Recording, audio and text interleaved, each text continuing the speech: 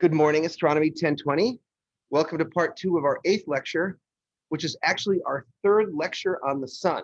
We are really indulging ourselves on the sun. The logic being that 1, the sun is cool and interesting to talk about. The other logic being that our entire rest of the class is going to be spent analyzing stars. And really, because of the diffraction limit of telescopes, there's only one star, maybe 2, that we can actually resolve the surface of, and that is our own star, the sun. So if we learn as much as we can about the sun, it will position us well to conceptually understand what's going on in other stars. I don't know if you guys remember what the diffraction limit is, but this is a problem I did with my Astronomy 1010 class yesterday. And I did this problem with you, although it was a few weeks ago, and you probably forgot some of the deets. But do you guys remember this problem we did with radio telescopes that talked about why the diameter of a radio telescope dish had to be so big? There's this formula called the diffraction limit, and it tells us the minimum angle that a telescope can resolve based on the wavelength of observation and its diameter. Well, even the best telescopes in the world, such as the Hubble Space Telescope, they don't have the resolving power to see clearly the surfaces of other stars. In your first homework assignment, you attempted to calculate the diameter of Betelgeuse, and its angular size, let's write this down, for the star Betelgeuse,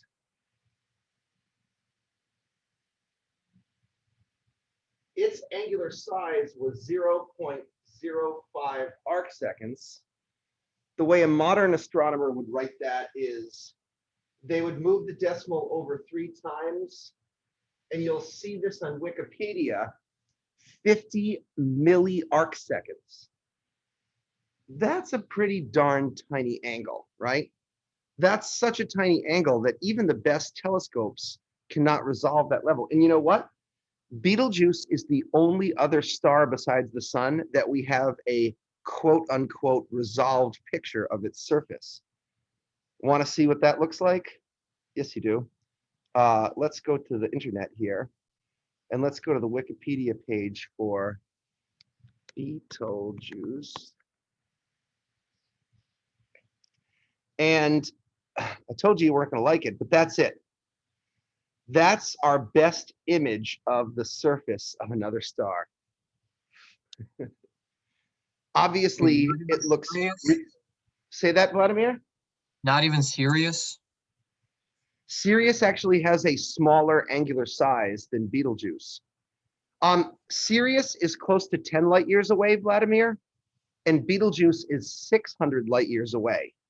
But even though Betelgeuse is 60 times farther away, its diameter is much greater than 60 times that of Sirius's. So Betelgeuse is such a huge fat star that it actually has probably the largest angular size of any star in our sky.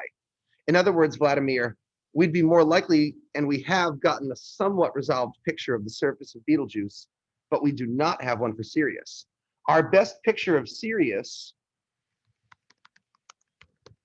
you'll see, Vladimir, is just an unresolved point source where we can make out its white dwarf companion, but this is not a resolved disk.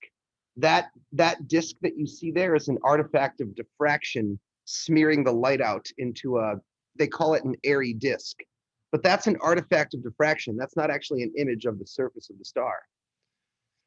So I'm yapping a little bit here, but I'm trying to get you guys to think about the fact that you should appreciate these pictures of the surface of the sun. It's the only star we can actually see its surface, right? The rest of it has to be inferred through spectroscopic analysis and other techniques that I will explain along the way. Now I'm remembering the third thing. I forgot to wash the board. Let me get a rag here.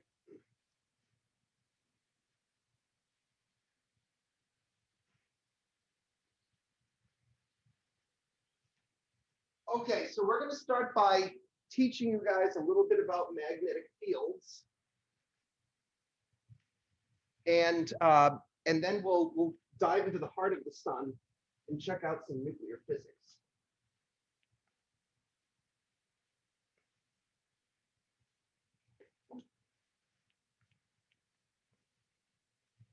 Sorry about the delay here, everyone. I should have done this before class. I was too busy burning toast. All right. Voila. All right. Let's remind ourselves why we want to talk about magnetic fields, okay? I want to quickly go to that YouTube page released by NASA called Thermonuclear Art. Thermonuclear Art. And you'll remember, if you got to see this video before, that this video is sort of like the greatest hits of the Solar Dynamics Observatory. That's one of our premier sun imaging satellites. And it's especially cool because this video is shot in 4K.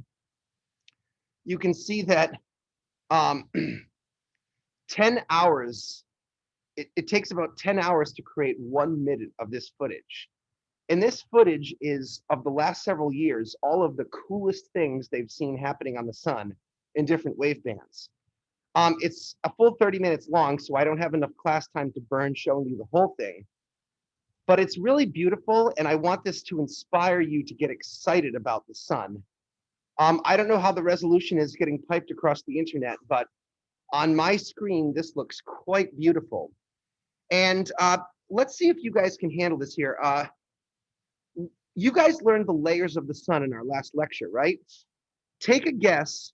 What layer of the sun do you think we're looking at right now? I'm sorry, there's some Mack trucks outside I need to close the window now, now the smoke has dissipated a bit. Hold on.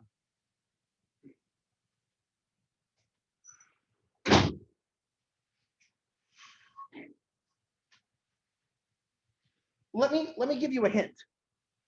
Each of the different images you see are taken at a different wavelength, but I'm pretty sure that when you see this orangey stuff, you're looking at the X-ray spectrum, somewhere close to 10 nanometers. So a lot of these pass bands, these filters, are right on the edge of the X-ray or the UV. I think this is probably in the ultraviolet. Did you guys see that eruption right there? That is known as a solar flare.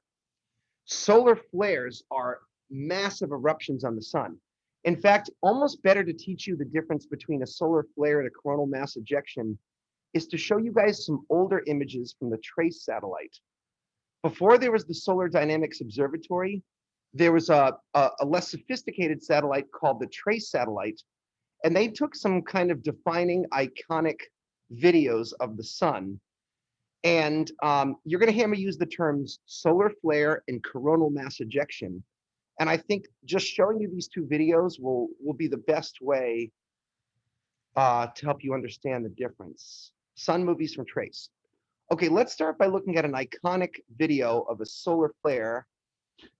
So you guys can get this. Let's open it with VLC. Got to get that traffic cone. Okay, and we'll put it on loop. And I want you guys to just pause here. Is it lag? Sorry. Okay, let me walk you through this. In this image, you're seeing a portion of the sun's surface, probably in ultraviolet or X-ray, probably ultraviolet if I had to guess. Do you guys see the white disk down here where my mouse is? That is the Earth to scale. Okay, now watch this eruption known as a solar flare. Magnetic field activity builds up on the sun, and whap, a huge eruption blasts up. That thing was probably 5 Earths tall, okay? That eruption was 5 Earths tall. Wait, hold on. Where's the loop feature? Okay, so this will loop it while I talk. Did you notice that the gas did not quite achieve escape velocity? It tried to blast off the surface of the sun, and it was constrained to move in a kind of curving arc. but the gravity of the sun kind of slurped it back down. That's how I would think of a solar flare. It will create an eruption and it will spit some charged particles out into space, but a lot of the gas gets just sucked back down by the gravity. Now compare that solar flare with this iconic coronal mass ejection. During a coronal mass ejection, a huge belch of plasma and gas just gets kicked off the sun. Look at that thing. That was an eruption of gas many times longer than Earth, just flung off of the sun into space. And of key interest to us, a little while after the eruption, you can see some static particles, some protons and electrons are hitting the imaging camera and they're causing electrical disturbance. So you're actually seeing the so-called solar wind strike your camera, these invisible charged particles. You can also see that the gas is not just bubbling like pea soup, but it's constrained to move along these curved features, which are the telltale signs of a magnetic field. Okay, pause. Oh, by the Because, way, yeah, so do these solar flares and coronal mass something ejections. ejection, mass ejections, so do they affect Earth? Like after the coronal mass ejection, do you like get, I don't know, something? Yes, there are some legendary stories about that. I was going to get to this later, but I think since you asked the question, I'll let you kind of direct the way this lecture goes. Coronal mass ejections do pitch some gas off, but mostly what they kick off is a stream of charged particles called the solar wind. And these solar wind ions do affect Earth. In fact, I think I want to do this as notes because these are notes I wanted to take anyways today. So Vladimir, let's start with the lecture here by considering this. So here's the sun. We'll draw a picture of some kind of solar flare or a coronal mass ejection. So we have solar flares and a slightly different coronal mass ejections. That's obviously where you eject material. In literature, when scientists talk to each other about this, they refer to a coronal mass ejection as a CME. Astronomers love their acronyms. Sometimes engineers call them an EMP, an electromagnetic pulse. While we're meditating on these two things, let's think about two concepts. The sun is giving off light in photons, but it's also emitting during these solar flares and such charged particles. And the charged particles mostly take the form of, and I like to use red and blue for protons and electrons. That's kind of a tradition in this class. So I'm going to draw a few protons with an arrow indicating that they're flying off the sun. Obviously, protons are not that big in relationship to the sun, but, you know, art. And here are some electrons, and they're also leaving, okay? So this represents light, and this represents particles. And let's start by taking this all-important bullet point. The sun emits two types of, okay, this is going to sound a little lame and redundant, but my melatonin hungover brain cannot really do it any better. Two types of emission, okay? The sun emits two types of emission. That's kind of a lame thing to say. The first thing that it emits is light. And the light is in the form of photons or rays of light, or photons are electromagnetic waves, of course. We've learned about light in our previous chapters. Probably the best number that symbolizes the photon emission from the sun would be its total bolometric luminosity across all wavelengths. If you add up all the different types of light that the sun emits, you get about 4 times 10 to the 26 watts of light pumping off of this giant stellar light bulb. So much you've already been taught by me. Now I want to talk about the particles. The other type of emission it's giving off is particle emission.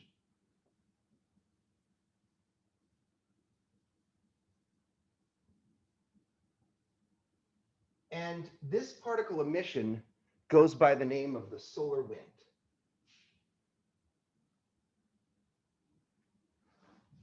I'd like to now define the solar wind for you. So what follows is a definition of the solar wind. It is a stream. It's a very low density stream. This is what I want to qualify, Vladimir. A low density stream of charged particles emitted constantly by the sun, but especially during solar flares and coronal mass ejections. Let's see if I can spell especially.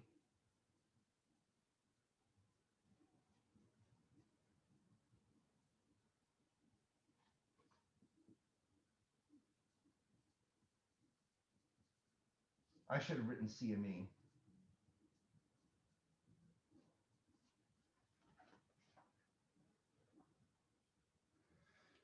Grab that note if you can.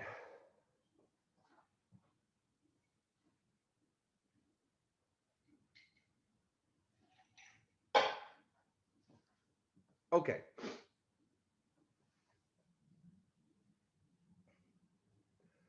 Now remember, Vladimir's question was, does this stuff affect Earth? The answer is yes, but I want to explain how. First, you need to know what the stuff is. Can I erase? How's everyone doing there? Yeah, I can erase. Andy, Mateus, you got? All set. I'm All done. right. Let's define the types of particles that the solar wind contains. Do you guys remember what the composition of the sun is? What's the composition of the sun? Feel free to use your notes if you can't remember.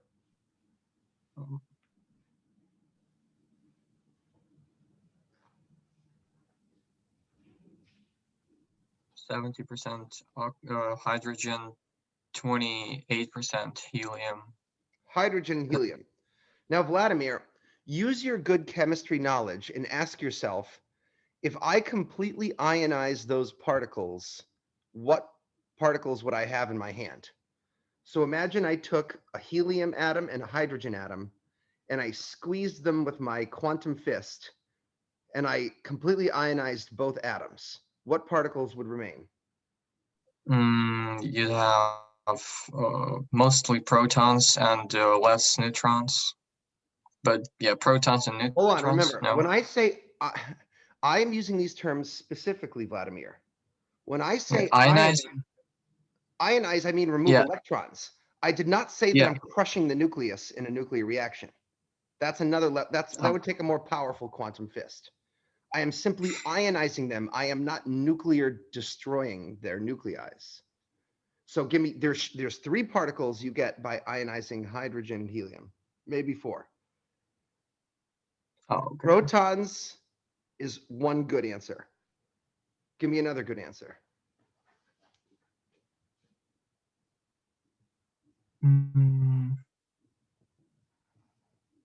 So protons, they would come from the hydrogen. Okay, check. We got protons. What else? Feel free to chime in and help out Vladimir, all you squeaky mice in the background there.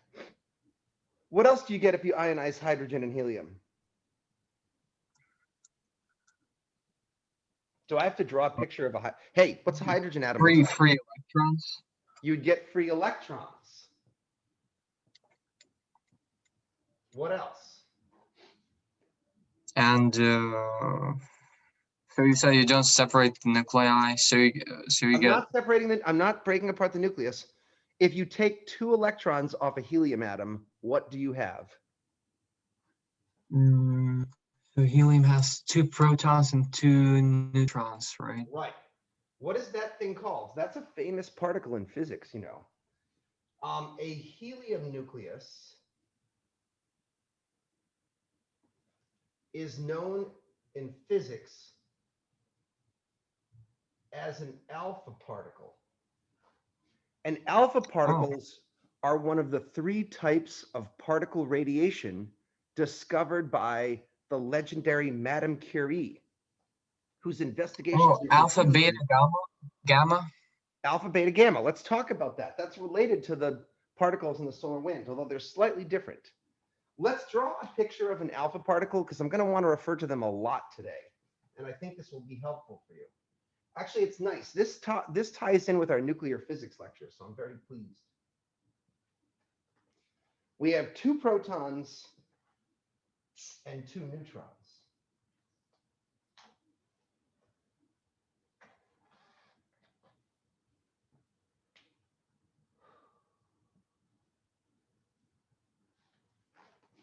This is a legendary particle. Vladimir, notice that I do not have free neutrons in the solar wind. And there's 2 reasons for that. One is the solar wind is made of charged particles, and neutrons are not charged. Here's another fun reason, Vladimir, why you wouldn't have neutrons in the solar wind. Even if you did kick a neutron out of the nucleus of the helium atom somehow by some extraordinary process, you probably don't know this, but a neutron will spontaneously decay into a proton and an electron in an average time of 14 seconds. If you take a neutron out of a nucleus, in 14 seconds, it will spontaneously pop and turn into a proton and an electron. Neutrons do not like to survive for long periods of time outside of a nucleus of an atom. That's actually pretty weird because like in nuclear physics, everything happens a lot faster than in 14 seconds. That's actually a lot of time. That is a lot of time. That is an astute observation, Vladimir. 14 seconds is quite a long time for a particle, but it's not a long time for humans. And it takes longer than 14 seconds for a high-speed neutron to fly from the sun to Earth. My point is the solar wind that strikes planets are charged particles, protons, electrons, helium nucleus. In fact, if you wanted to get real technical, I could throw in a singly ionized helium. A helium nucleus that has 1 electron going around it is still a charged particle. And probably there are occasionally heavier atoms like nitrogen or oxygen that are missing a few electrons that get flung out. But for the most part, in fact, it's mostly protons and electrons is the solar wind, okay? We should talk about the Madame Curie thing at some point, but one thing at a time. Okay, so now you know about the solar wind. So let's get on to talking about Vladimir's question because I think it's interesting. So I'm going to tell you a story about one day there was a coronal mass ejection on the sun. And during this coronal mass ejection, so let's look at a little cartoon illustration, 32, I think. So here's this massive eruption on the sun. And as you know, massive eruptions on the sun now emit a stream of charged particles called the solar wind. The solar wind goes flying out into the solar system. Some of the particles smash into the surface of Mercury, kicking up little sodium atoms that bounce around the surface of the planet. Some of them strike against the atmosphere of Venus, chipping away its random water molecules that are floating there. But then those charged particles get to Earth. And Earth is a little more badass than Mercury and Venus. Want to know why? Because Earth has a geomagnetic field. It has a bubble of magnetic energy surrounding the planet. And magnetic fields trap and repel charged particles and slough them off to the side. In fact, when the protons and electrons hit the magnetic field lines, they spiral and dance like little gyrating ballerinas, and they get let me see if I can illustrate here.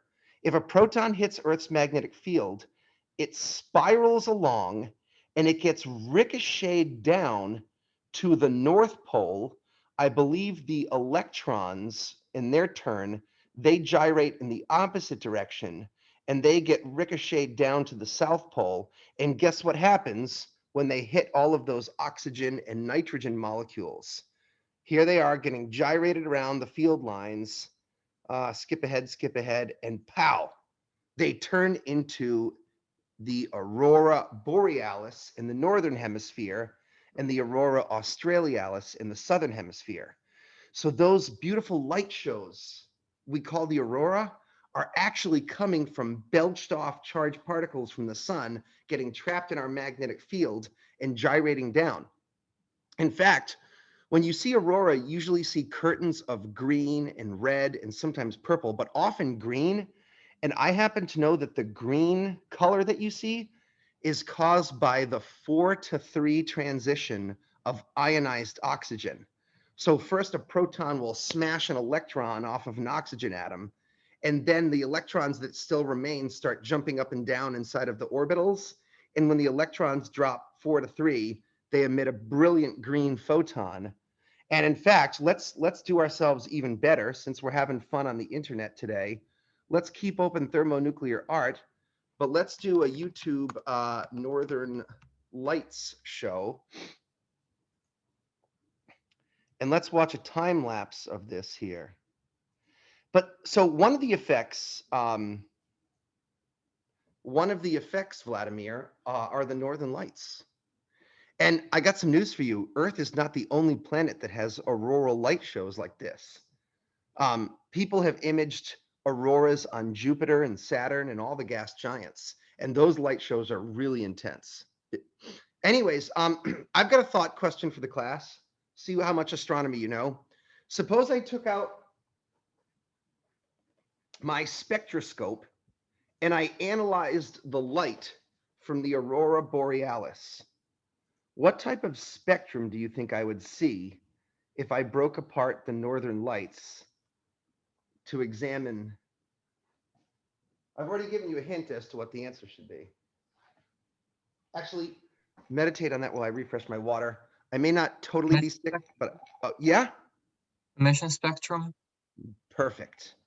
How'd you know that?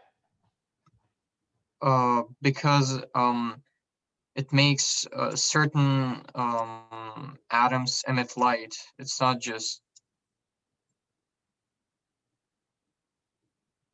Go on, Vladimir.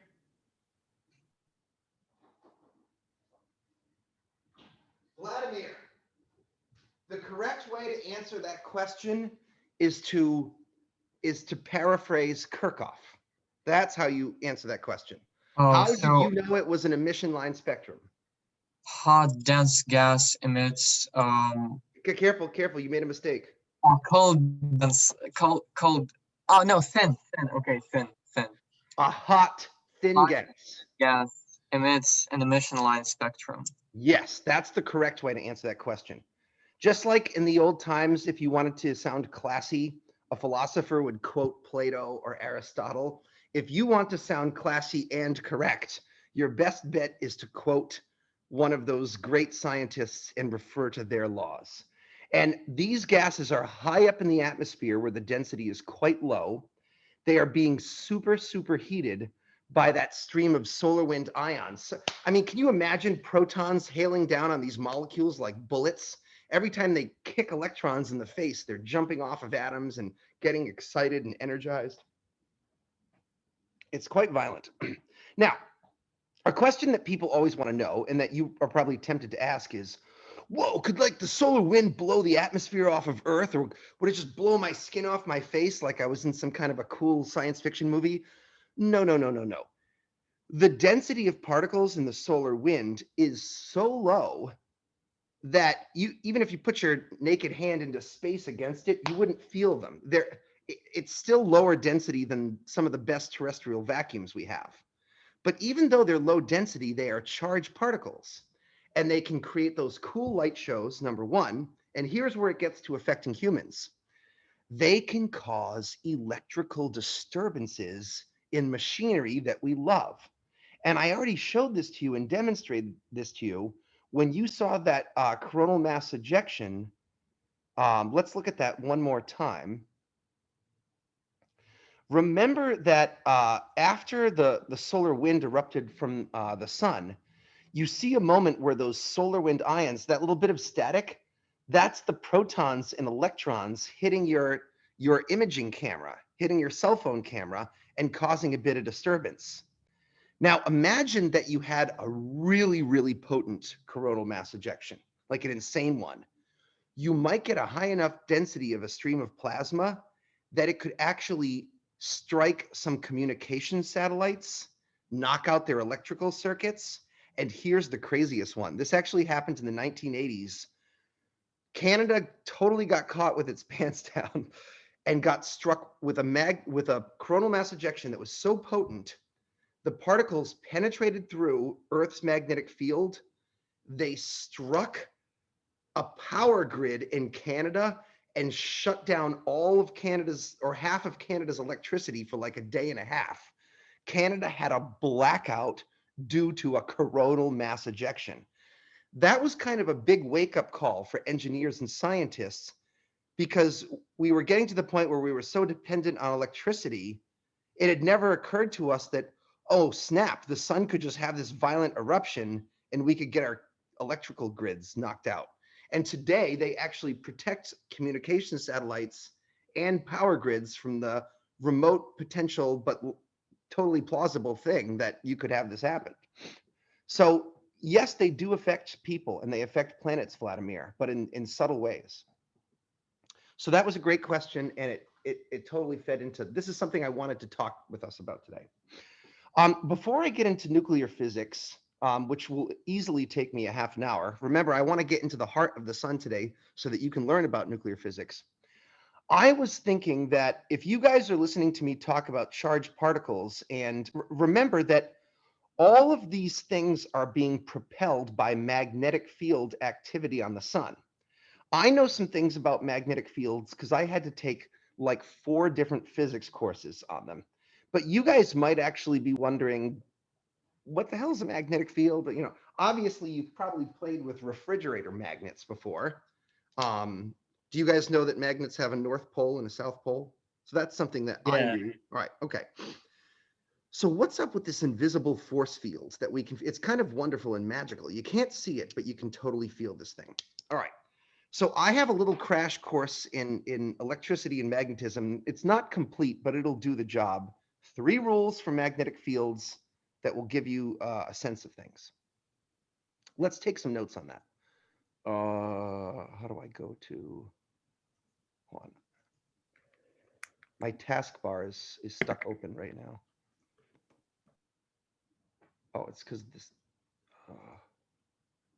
okay, something weird's happening here. Sorry.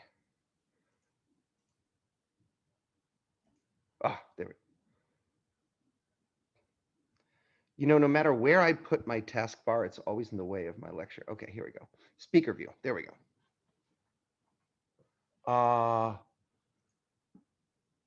I'm going to kill VLC because that will cut down my bandwidth.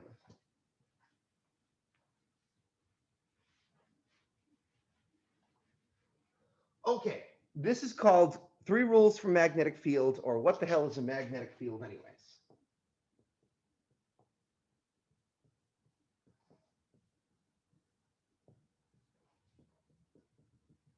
This is going to help us gain insight into how magnetic fields push plasma off the sun. The first rule to learn is, where does a magnetic field come from? The answer to that question is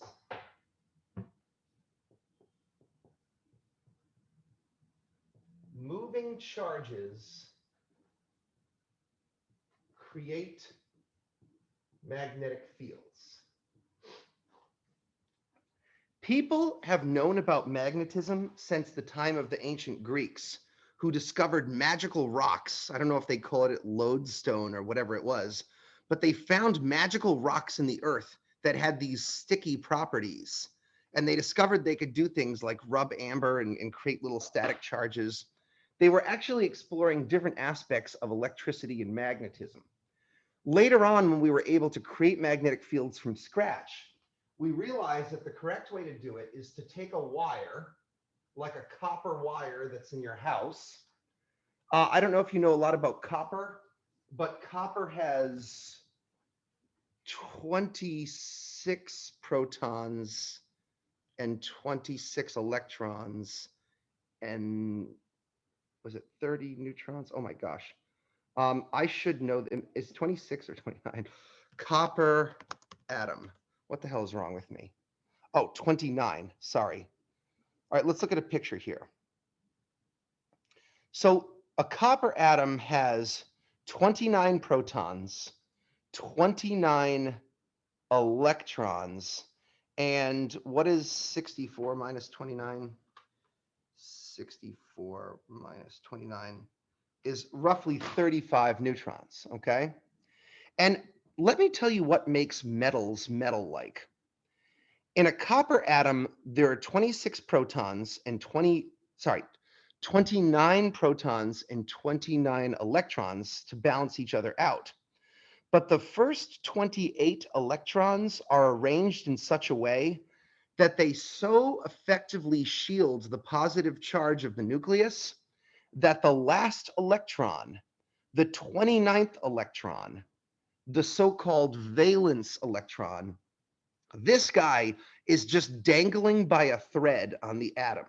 And this valence electron is saying, okay, I'm kind of stuck to you, but I kind of want to be in an open relationship where I can go and hang out with other atoms sometimes. And all it takes is just a little push, just a little instigation, and you can push this electron off of the copper atom, and it will go hook up with another copper atom instead. And that, my friends, is how we create a current of electricity. You have a whole bunch of positive charges, all right?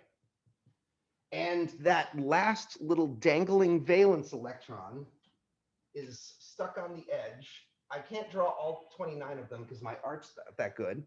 And then you burn some fossil fuels and you jam some extra electrons into the wire, and pretty soon you have a flow of current.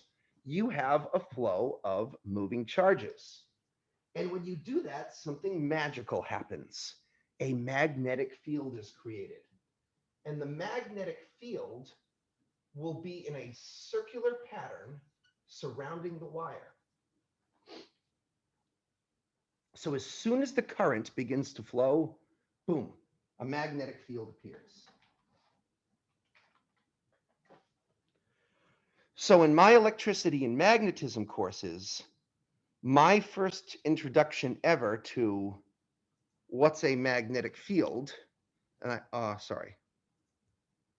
I do have some pictures here somewhere. Let's try that again. Function F5. Oop. Here. Now, how do we go from this current of electricity with a magnetic field to these horseshoe magnets that you know? That's going to take a little more time to explain. I may not be able to get you to fully understand how a horseshoe magnet works, but trust me, magnetic fields are born by moving currents. Now, I want you guys to imagine something for a second. Imagine I hook a wire up to a battery and I send a current of electrons through the wire and create a little wimpy magnetic field. And now what I'm going to do is I'm going to take a pair of needle nose pliers and I'm going to bend that wire into a circular loop just out of boredom. Now the current of electrons is moving almost in a perfect circle, and the magnetic field that surrounds it will take on a particular funky form. It'll look like a pair of bunny ears, and this pair of bunny ears is what is known as a dipole magnetic field. We usually assign the north side of a magnet to this part of the magnetic field, and the south pole of the magnet is associated with this. This dipole magnetic field appears everywhere in nature. It appears in these magnets here. These have dipole magnetic field lines. It even appears in our own planet Earth. Compare this picture to the picture of Earth's geomagnetic field. And you know what that suggests to me, guys? It suggests that somewhere down in the belly of the sun, there must be some really hot metal that is so hot that a bunch of electrons are being kicked off of it. And then as Earth rotates in its 24-hour day, those electrons go sloshing around in a circle, and boom, out comes your dipole magnetic field. It is interesting to note that Venus does not rotate, and therefore it does not have a planetary magnetic field. So the fact that we have a magnetic field is related to the fact that we're spinning on our axis every day. Okay. Then So why do you have Vladimir, yes. Ask away or comment? That's just a following question. Like, why do we have to spin then? Why do we spin at all? Oh, from the randomness of the formation of the solar system. For the same reason the answer is the conservation of angular momentum. If you take a big cloud of gas with a little tiny spin and you contract it by a factor of 1 million, it'll rotate quite quickly. Another reason is because the early solar system was violent and Earth was probably constantly getting pegged with massive meteoroids and rocks that added some net rotation as well. So mosh pits are violent, chaos happens. Most of the planets spin because of a combo of angular momentum and the violence of the early solar system. The fact that Venus doesn't spin is actually kind of wacky. We think Venus probably got hit by a giant enough object that it slowed its rotation or something. It's hard to imagine how Venus does not spin. That's the weirder question. At some point, I can show you a simulation of how we think galaxies form, and that'll give you a really good understanding of what the formation of a planet might have looked like. Okay, so we've created magnetic fields. What happens next? There are other aspects to this. Now, let's throw in some extra charged particles and see what they do.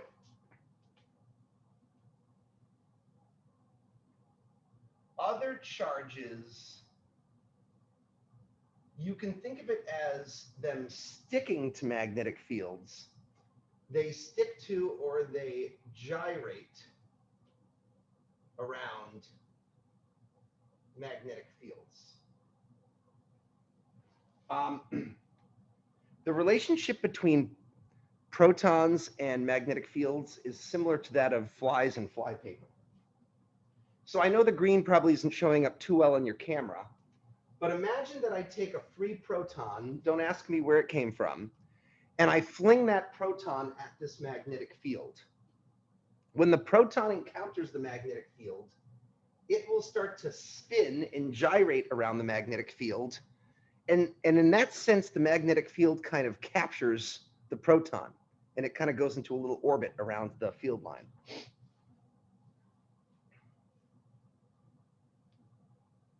In fact, something interesting happens when the protons get captured by magnetic fields. And here I really wish I had my animated GIFs. It creates a type of radiation that the Germans call Bremstrolung radiation. And this is important for our class. Normally, this would be way the hell over your pay grade. This would be like a graduate level seminar before you learn about Bremstrolung radiation. But I think you guys can handle it, and I think it's worth talking about. Let me use blue to draw a magnetic field here. So let's say that's a magnetic field poking out of the sun. And now I'm going to fling a high-speed proton at it. You guys might not realize this, but at a temperature of 1 million Kelvin, the speed of a typical proton is probably 80% the speed of light or more. These particles are traveling at relativistic speeds. Like they're traveling very close to the speed of light. And that means they have a crap load of kinetic energy. You guys remember kinetic energy, right? 1/2 mv squared. When that proton smacks into the magnetic field, it's suddenly brought to rest and you slam the brakes on that proton. Where is that kinetic energy going to go when you capture the proton? Into some kind of so you said, so it becomes the emission. It becomes an emission line. But because this is a free proton, and you didn't see anything like this in your chapter 5 lecture, it actually emits an X-ray. It has so much kinetic energy that when you stop it, it emits an X-ray emission And that X-ray photon is super high energy. And this is a type of emission called free emission. It's photons that are not coming from an atom. They're coming from basically slamming the brakes on a proton or an electron. And the Germans call it, let's see if I'm not going to be able to spell this right, but I'm going to try. I think it's 2 S's. Bremstrolung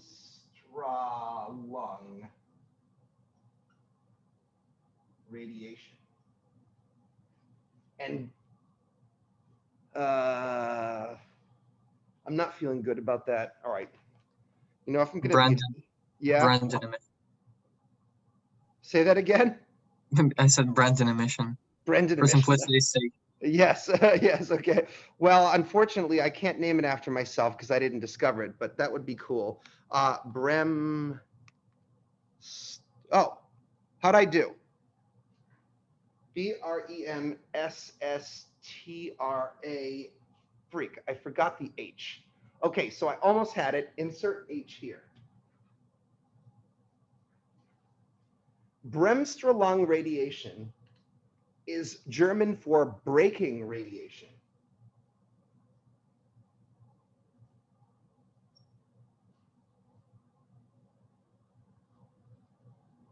I had the coolest animation for this using Flash, and now we don't use Flash anymore, so thanks, IT universe, for screwing my life up.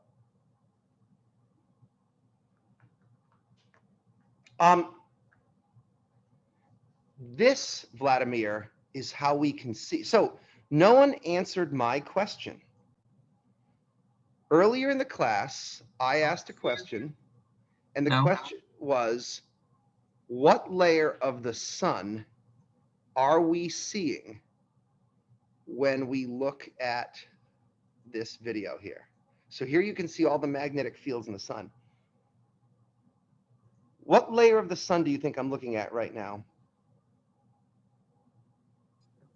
Photosphere, perhaps? No, this is not. What type of light does the photosphere emit? Only visible. Right. And look closely, Vladimir, at the surface of the sun. What color is the surface of the sun in this video?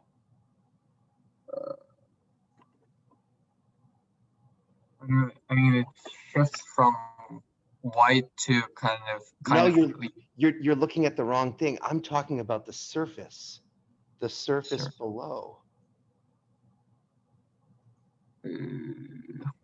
It's black. Oh, okay. Yeah. In this video, the surface of the sun is actually dark. The photosphere is black because we're not looking at the sun at visible light. Oh, so it's not. So you're saying that the black spots are lower? They're lower. They're the photosphere. The photosphere is dark in this video. In fact, have you figured out what wavelength we're looking at here? Yeah, you said it's X-ray. You're looking at X-rays. And where do you see the greatest, brightest intensity of X-rays? Where are the X-ray emissions the brightest? Solar flares?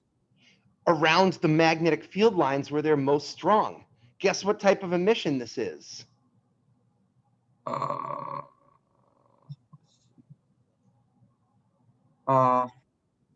What type of? What? You mean the Kirchhoff's law? The Kirchhoff's laws again? This is almost out. Look. That's. It's Bremstrolung radiation. The radiation that you're seeing there is all up in the upper atmosphere of the sun, where plasma particles are whacking into magnetic field lines bazillions of times per second, and all of those are X-ray emissions. You can't see a magnetic. You guys should already understand this. Can you see a magnetic field here? You see something? No, you don't. You don't get to see magnetic fields unless something else interacts with the magnetic field. The reason why you can see those magnetic field lines is because protons are whacking into the lines and shooting off X-rays towards Earth that we can then see. What layer of the sun are we looking at then? What layer of the sun principally emits X-rays?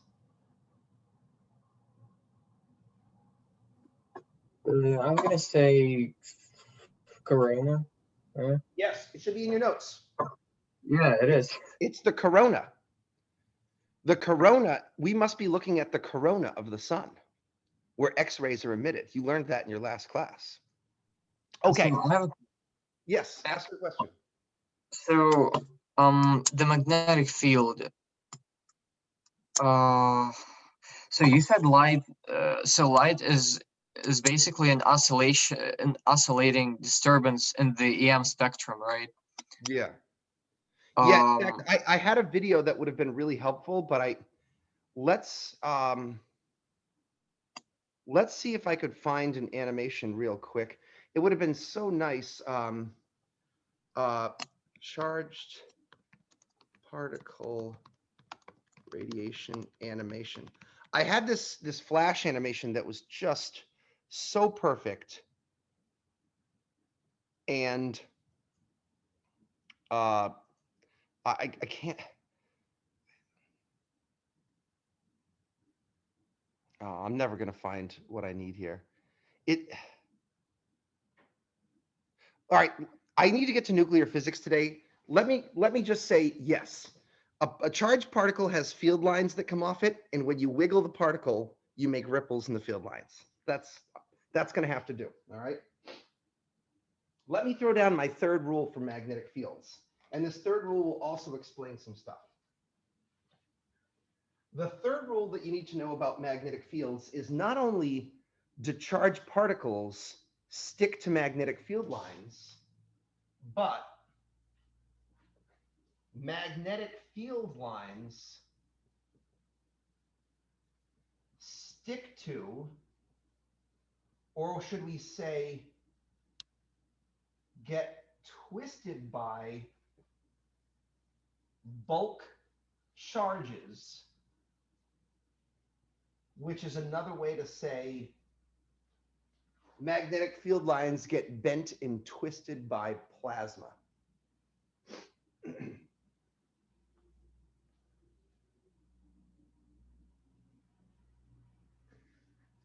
So if I were to use my flypaper analogy once again, normally flypaper is used to catch flies, but perversely, if you had a big wad of dead flies in your hand, you might be able to get the flypaper to stick to the flies, okay? And in fact, let's tell a story about how the sun gets its crazy magnetic field lines.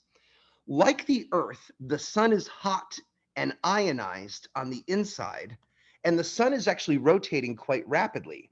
So the sun actually wants to have a dipole magnetic field line like Earth does. So there should be some dipole lines sticking out of the sun.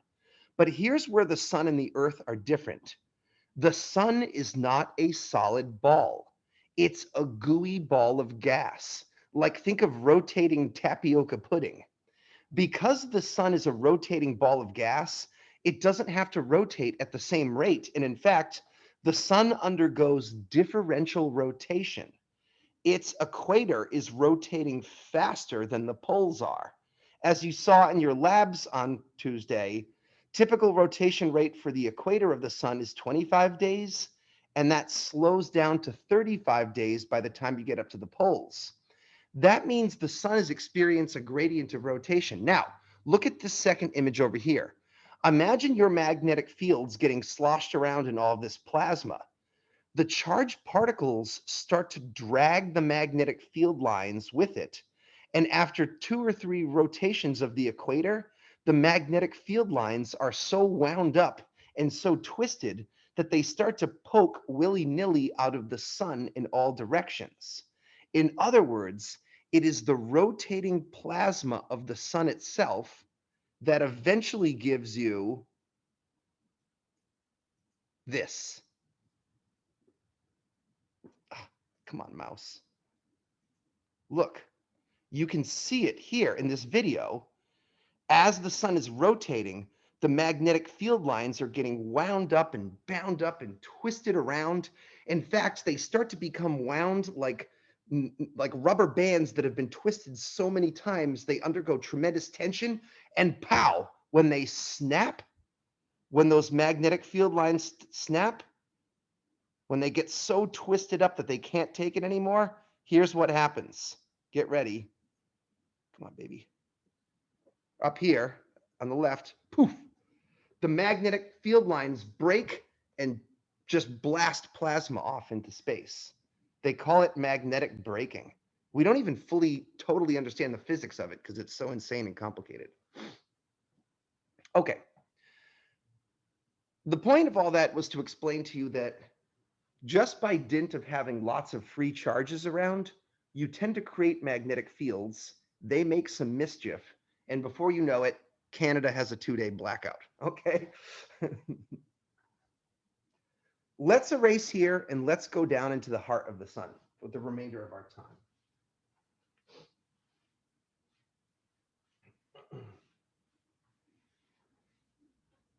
You will remember that in the core of the sun, nuclear fusion is taking place.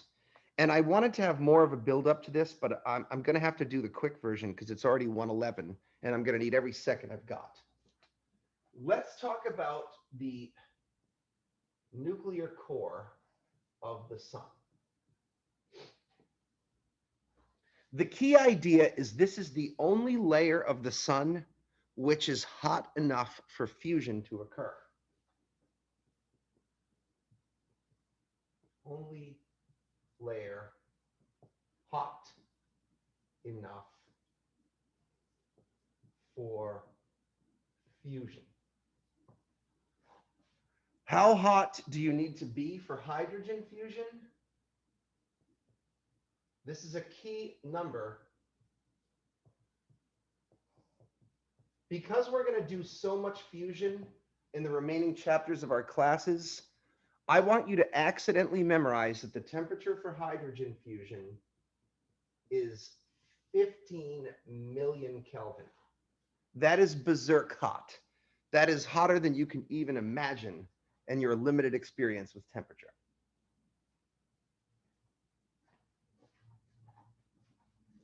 Nuclear reactions in the sun are powered by fusion, but it might be good for you guys to think about the difference between fusion and fission for starters.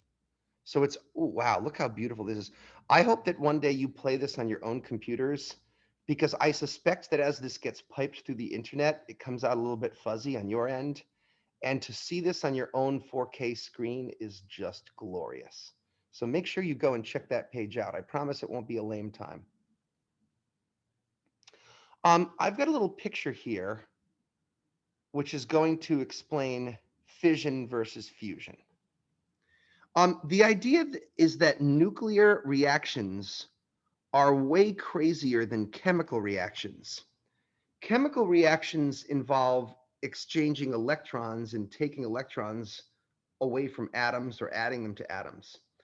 But it takes a tremendous greater quantity of energy to actually split the nucleus apart. That's why I was like, no, Vladimir, you're not going to have free neutrons floating around. But the reality is sometimes you do. If you have a big fat nucleus like uranium-235, which is used in power plants and nuclear reactors, this nucleus has 92 protons uncomfortably squished together into an atomic nucleus. 92 protons is a lot of positive charge to pack into a little place. In fact, so much positive charge is there that you need a lot of extra neutrons. I think it's, what is it, 114? No, sorry, I don't have that right. What's 235 minus 92? It's typically you need 146 neutrons, but U-235 only has 143 neutrons. And the job of those neutrons is to try to glue the nucleus, all those protons together. It's unstable. If you take a high-speed neutron and you smash it into the nucleus of uranium-235, it undergoes a catastrophic splitting known as nuclear fission. Think of fissure and crack, okay? You crack the nucleus apart. The nucleus breaks apart into radioactive daughter nuclei cesium and rubidium, which are themselves unstable and radioactive, you also release a tremendous quantity of energy, usually in the form of gamma rays. Remember that gamma rays are super, super short wavelength and super, super high energy. Really, the only place you produce gamma rays is when you crack open nuclei. Fission is a yucky and dirty form of nuclear energy because after you split the nucleus, you have some leftover waste products. These radioactive cesium and rubidium atoms become toxic nuclear waste. They themselves give off gamma rays, and they continue to emit gamma rays for millions of years, which is why after we're done using our nuclear rods in the power plant, we take them out to a mountain in New Mexico, Yucca Flats. We dug a big hole into the mountain. First, we lined it with concrete, then we lined it with lead, and we just throw the rods in there to sort of cook in the darkness. Obviously, that's not cool, bro. Not cool if you live in Yucca Flats. On the other hand, many people are pro-nuclear energy because while it's terrifically tragic to pollute a mountain in Yucca Flats, New Mexico, it's actually way more dangerous for the planet if you pump carbon into the air by burning coal, because carbon kills everybody all at once. The polar bears, the squirrels, and the spiders. The toxic nuclear waste just radioactively irradiates a mountain. And until we figure out the free energy thing, we're kind of stuck doing something. Anyways, I don't even want to get into all that. There is another form of nuclear reaction, a cleaner form of nuclear reaction that the sun uses. It's called fusion. Instead of splitting a big fat dirty nucleus apart, you can take two small clean atoms, you can stick them together, and yes, the quantity of energy that you get out is less, but it is a pure form of energy that leaves behind no nuclear waste. This is how the sun does it. And yes, Vladimir, this is how humans would like to do it too.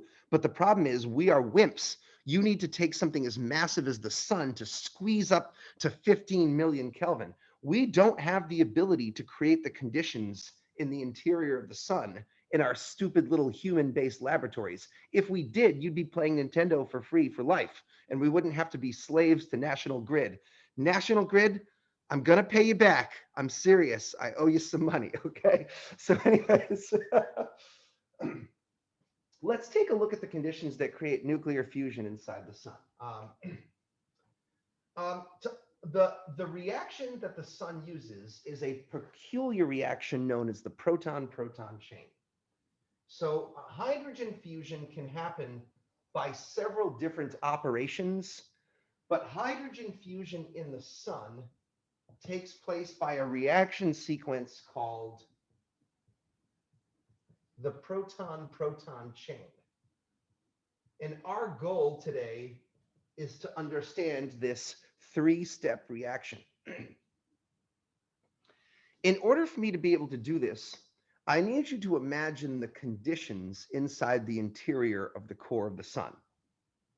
Okay. So first of all, in the core,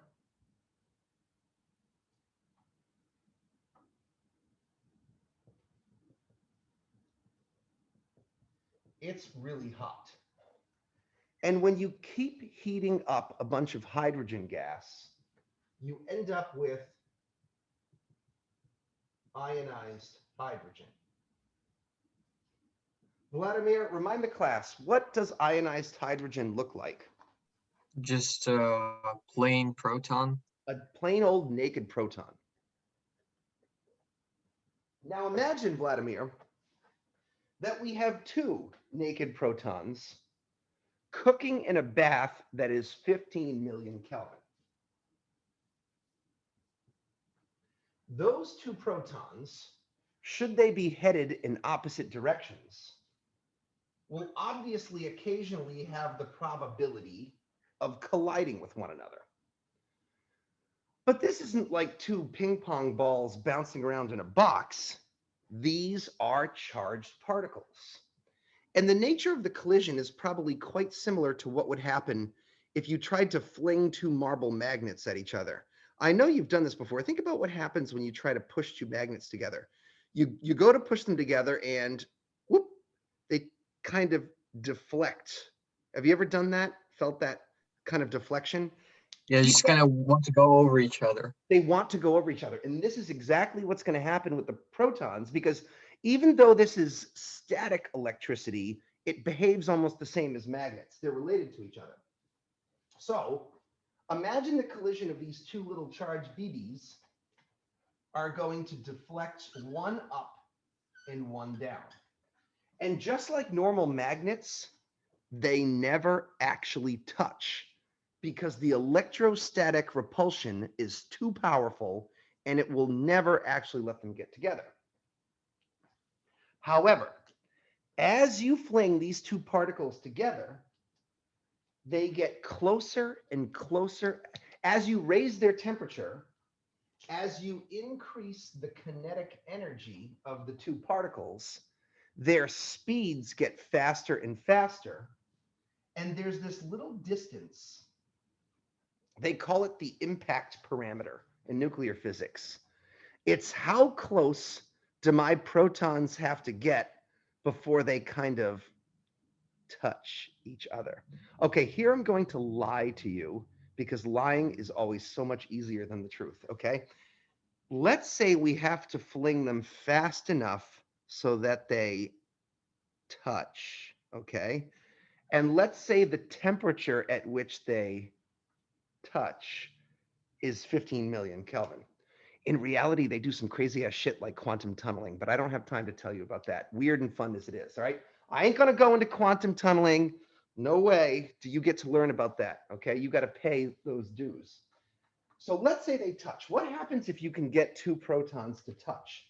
Something magical happens. If two protons can get close enough to touch, a new force of nature takes over called the strong nuclear force. And the strong nuclear force is way crazier and more intense than electromagnetism. The only catch is that the strong nuclear force only operates over a microscopic scale of size. In other words, the scale over which the strong force is active is kind of roughly the same as the diameter of a proton. In that sense, you might think of the strong force as being kind of like a fuzzy Velcro that's surrounding the two particles. Just like if you can get two Velcro particles close enough, they'll kind of get tangled together. When the two protons touch, the strong nuclear force will stick them together, but it comes at a price. It can only stick them together if you take one of the protons and you eject, this is going to sound crazy, you eject the positivityness out of the proton and you transform it into a neutron. So believe it or not, we are going to eject the plus out of the proton and transform it into a neutron. How the hell is that possible? Antimatter. Antimatter makes it possible. And thus you form this particle. A proton and a neutron, once bound together, are known as a deuteron. Thought question for the class. What element is deuteron? If you Helium. false. Hydrogen too. It's still hydrogen. This is the nucleus of a deuterium atom, right? And I was hoping you'd say helium, Andrew, because it's false. Remember that we define atoms by the number of protons in the nucleus. This is not helium until you have two pluses that are stable. A proton and a neutron is still hydrogen. You've just transformed two protium nuclei into a deuterium nuclei. And that, my friends, is step one of the proton-proton chain. The green lines represent the strong nuclear force. Take a note on that.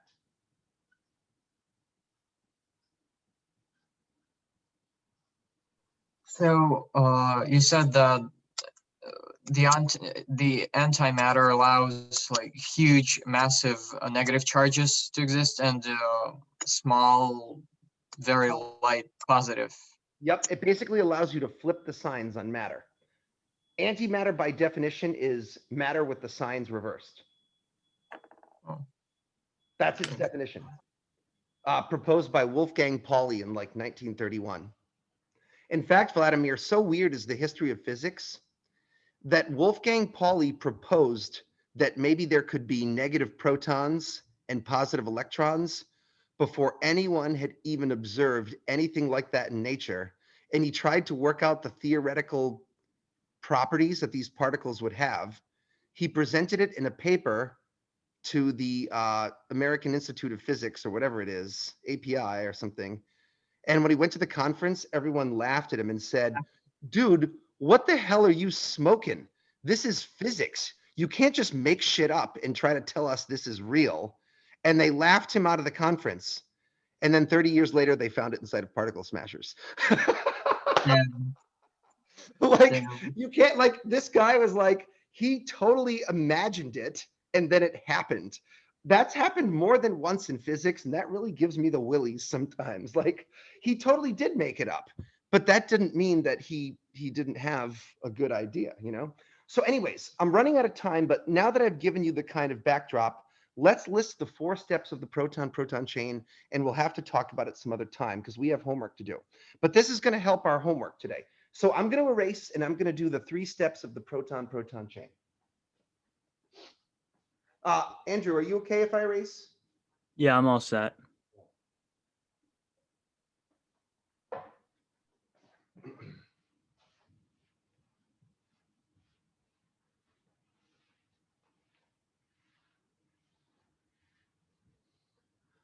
Okay, a crash course to hydrogen fusion in the sun. You've been properly conditioned and prepared. The 3 steps of the proton-proton chain. Because some of us are new to chemistry notation, I'm going to try to draw little pictures of what everything looks like, okay? In the first step, let's just write it out chemistry style, and then we'll illustrate it.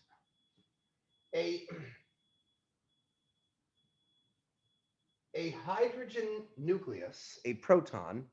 So how do we do this? I guess hydrogen plus sorry, I think I put the plus on the wrong side. Hydrogen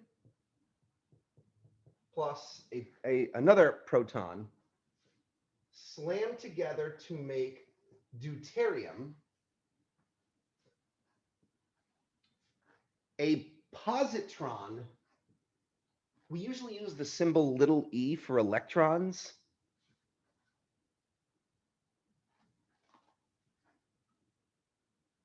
We use the symbol E with a plus for an anti-electron, or this is called a positron. And this symbol, the Greek letter nu, represents a neutrino. I'm not only going to illustrate, but I'm going to put the words underneath. A proton plus another proton come together to make a deuteron, a positron, and a little microscopic particle, a subnuclear particle called neutrino. Let's try to draw what these particles look like. By now, you obviously know that a proton is a big fat positive particle. A deuteron is a positive proton glued to a neutron. So that's the strong force taking over. We had to eject the positivityness from one of the protons, and we did that by emitting a positron. A positron has the same mass as an electron,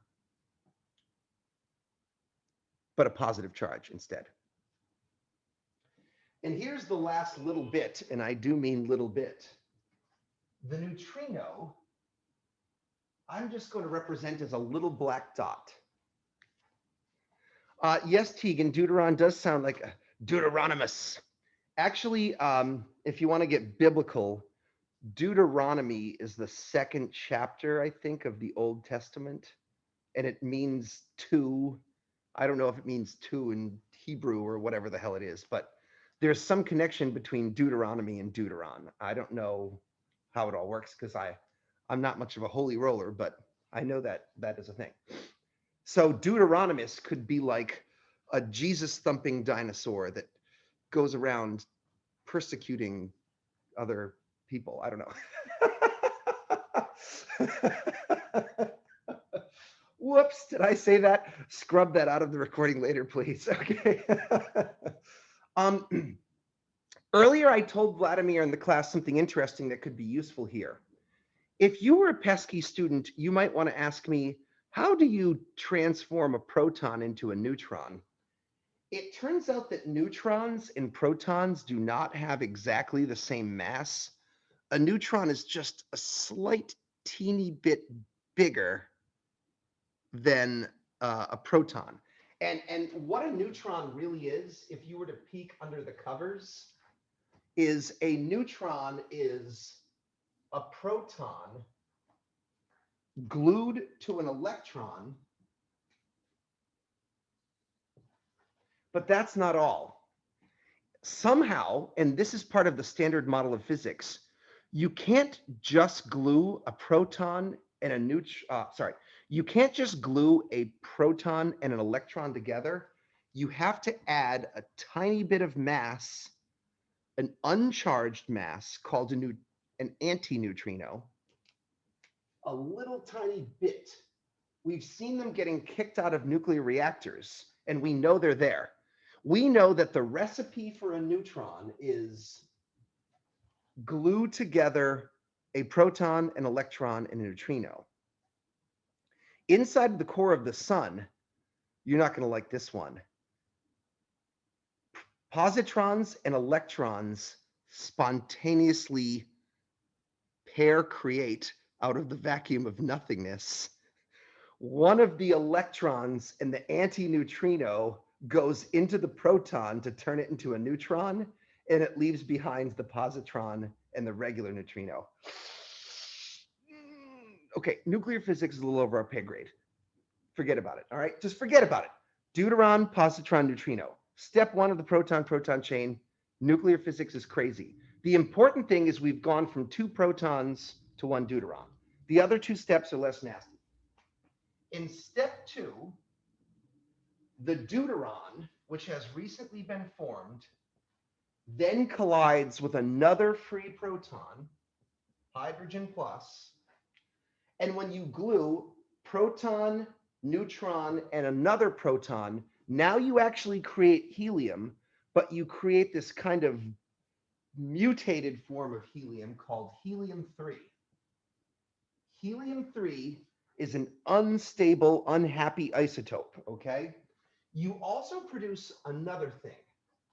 You produce a photon, a gamma ray. And this is really important because this gamma ray, my friends, ultimately, that gamma ray is sunlight. Every sunny beam of light that hits your face on the beach when you're drinking your pina colada at Scarborough Beach, all of those photons began in step 2 of the proton-proton chain as a gamma ray. Let's draw the pretty pictures so that you don't forget. The deuteron is a positive charge and a neutron. The hydrogen is a free proton. And I'm hoping by now you've got a picture of helium-3. It is 2 protons with only 1 neutron stuck to it. And a gamma ray is an electromagnetic photon. I'm going to represent it as a little photon wiggle. Super short wavelength, super high energy. Step 2 is the most important step because that's where the energy of fusion is released. Now, this isotope is not stable. We have to quickly add another neutron or the whole thing will fall apart. For step 3, steps 1 and 2 happen twice. Okay? And helium-3 collides with another helium-3. They form an alpha particle, a proper helium-4 nucleus, and then 2 protons, if I use the proper notation, 2 protons get left behind. And thus, in the sun, we have changed the chemical composition of the universe. We have transformed a little bit of hydrogen into a helium nucleus, and we've emitted some light energy in the form of gamma rays.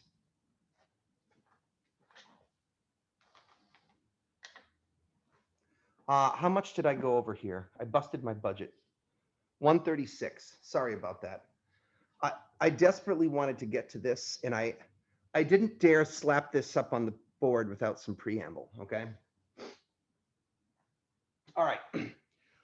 Today's homework on the sun is going to be interesting, but a little crunchy, but we can handle it. Let's give ourselves a good 15-minute break to chill and have some Irish soda bread or whatever the hell you do. And then my daddy makes a mean Irish soda bread, and he drops it off to me every St. Patrick's Day. So I'm going to have a very happy tea break today. After we get back from our Irish soda bread break, then we will hit the 6th homework. If you guys want to speed up the process today, open up those questions for the chapter 14 assignment and have them ready so that we can all do our readings, okay? All right.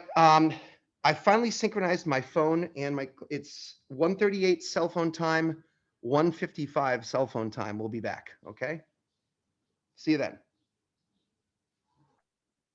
And we are back.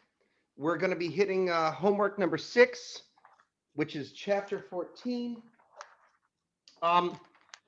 There's a possibility of 2 different questions being assigned.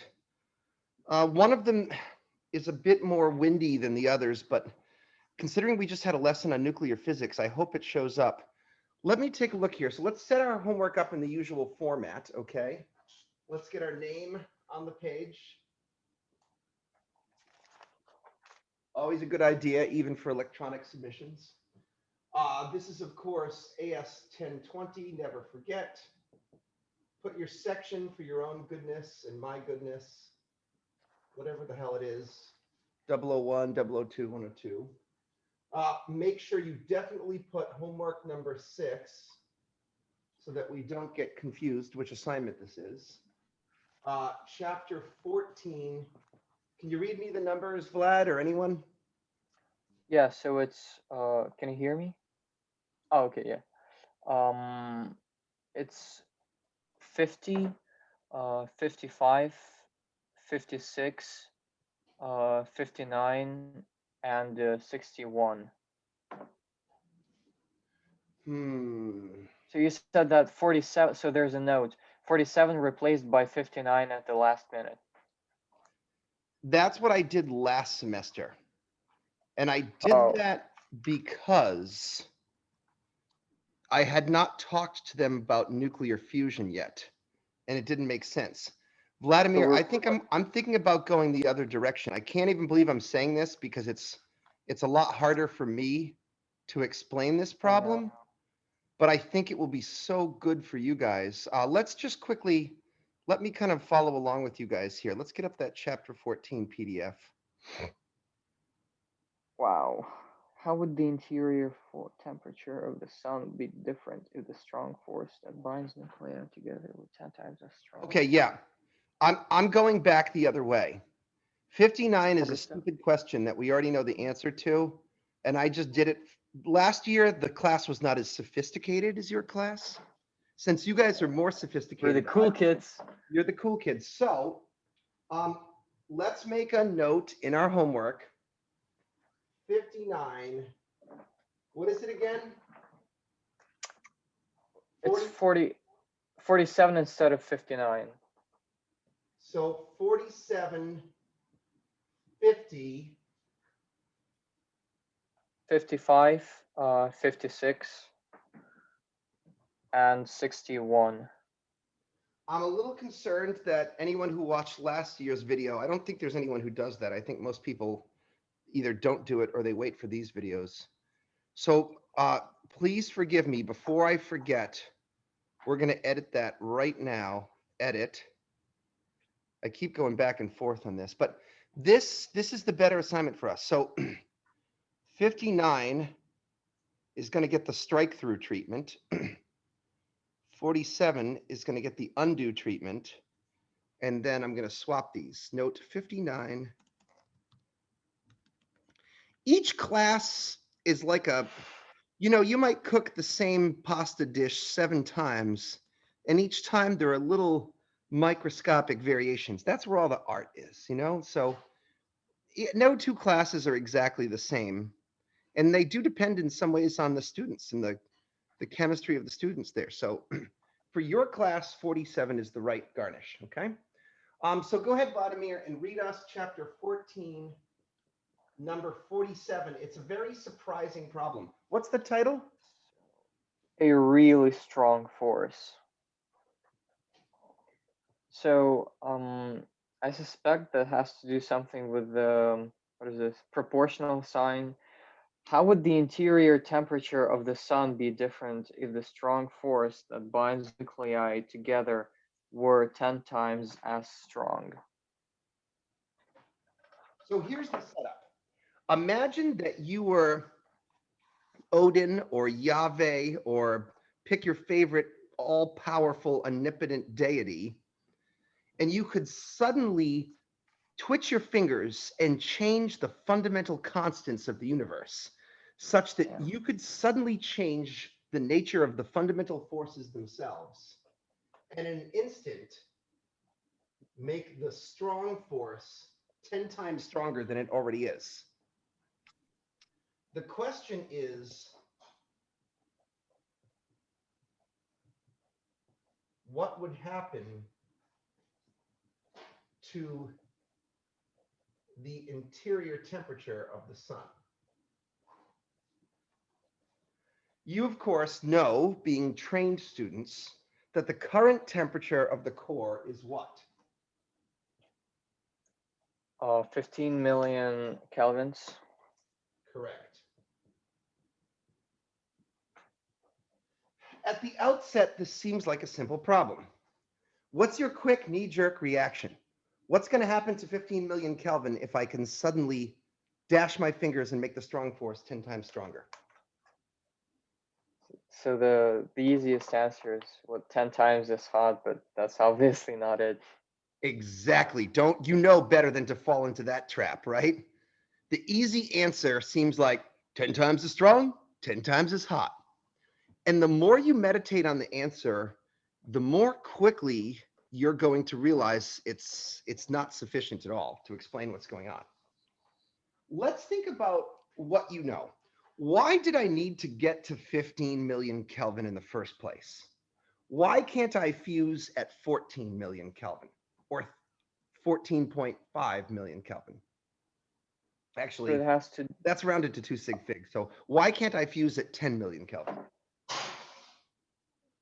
so that has to do with the, what's called the distance you just It has to do with talked the, about. oh yeah, what's that? I never wrote it down.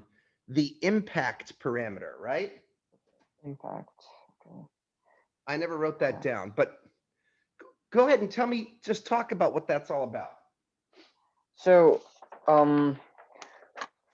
the impact parameter, right? Yeah.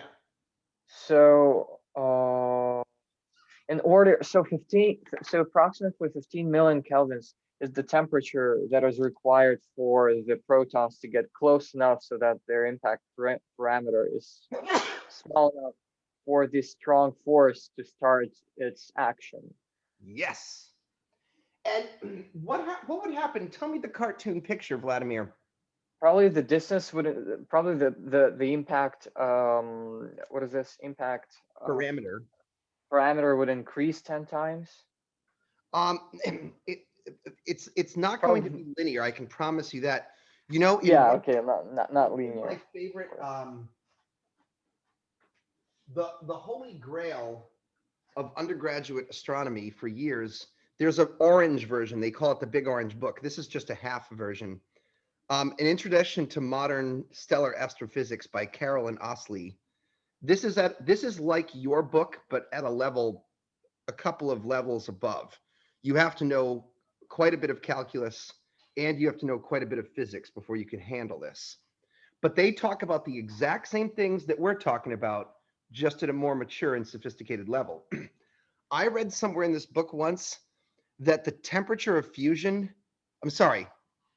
the rate of fusion in the core of the sun is proportional to something like temperature to the power of 27 or something like that. It's totally not linear, Vladimir. So small Yeah. changes in temperature have berserk repercussions on fusion, okay? But let's talk about the hand waving picture, okay? In fact, I don't think anyone even knows the precise formula. Some of them, by the way, are the people who do numerical modeling on stellar fusion are the same people who do numerical modeling on nuclear weapon reactions. And it's studied at Los Alamos National Laboratory. Some of the codes for stellar nuclear physics are state classified secrets. And there's a whole cottage industry of espionage between different governments. It's crazy stuff, okay? If you have the ability to study nuclear fusion in the sun, you also have the ability to study nuclear fusion in bombs. And some of those formulas are not bandied around so easily. Point Wait, being, you're we're not going saying to be. that you're saying that the formulas themselves are classified? Yeah, some of the Yo. constants and stuff. Yeah, some of the Then code. no wonder you're like, well, there's a formula, find the proportion. Okay. Yeah, proportionality arguments are helpful here. So Vladimir, I think the cartoon picture that I was trying to get at is, if you're at a lower temperature, say 14 or 13 million Kelvin, the two protons would fling at each other still, but the speed wouldn't be fast enough to, think about pushing magnets They together. would be skewed earlier. They'd be skewed earlier, right? Okay, so now reverse that logic. Why did I have to get to 15 million Kelvin in the first place? That's the first time they can get close enough to touch, right? Okay, that's the temperature the first time that you've actually jammed them so violently against each other. Now, what happens after they touch? Proton-proton chain happens. Gamma rays leave the reaction, and those gamma rays then heat up the star and help maintain. Well, I don't want to give away the secret just yet. There's a little problem with our logic here. If you're going to say that 10 times stronger force will whip them together faster, and I can understand the logic would be, if I have a stronger strong force, they can fling together faster and faster and faster and make more gamma rays and make the star hotter and hotter and hotter. But the flaw with that logic is you're assuming that the nuclear fusion is what's making the sun hot. How did the sun get to the temperature for fusion without fusion already being there? By compressing. Oh, you are good, son. You are ready for a career in this stuff. Listen, that is right. The sun is not hot because of fusion. The sun is hot because of, what is it, Vladimir? Yeah, the high density kicks off the nuclear But reaction. what made it dense in the first place? The gravity? That's right. Gravity controls the temperature of a star, not fusion. That is a key concept. This is caused by gravity.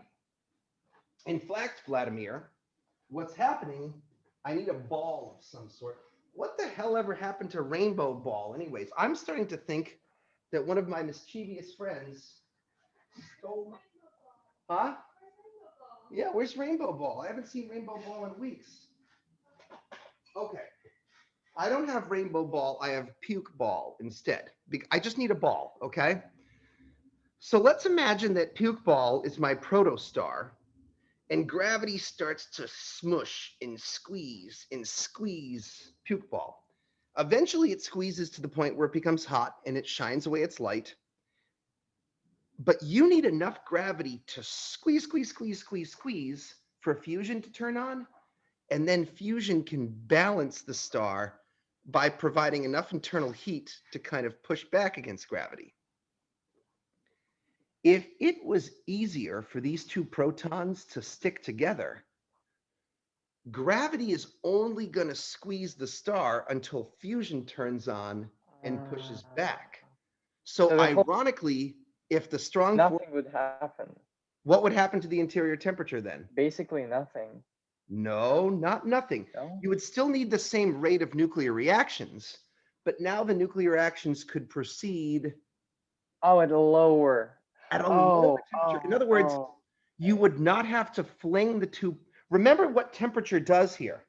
Temperature is the kinetic energy of the particles. It's the speed of the particles. So you would not have to fling the two protons as hard to get fusion to turn on. Do you want to know what this problem is really about?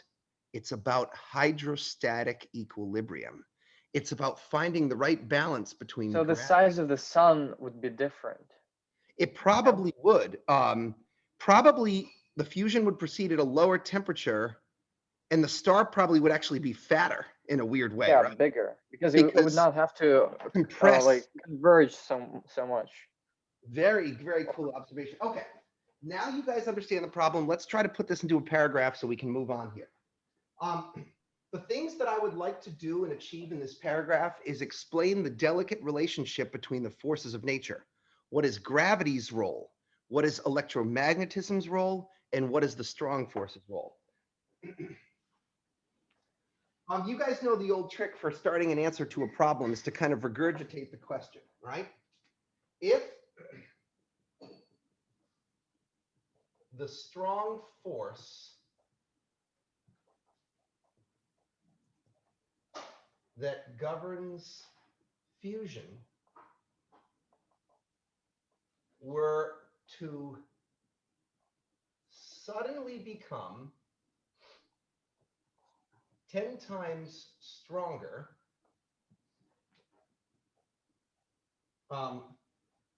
then THEN,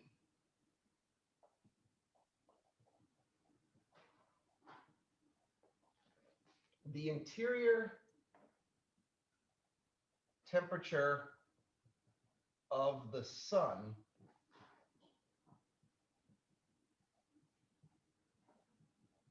would actually drop.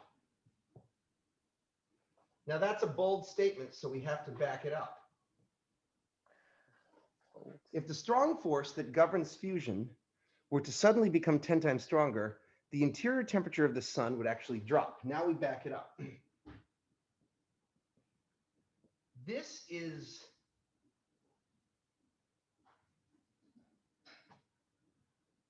because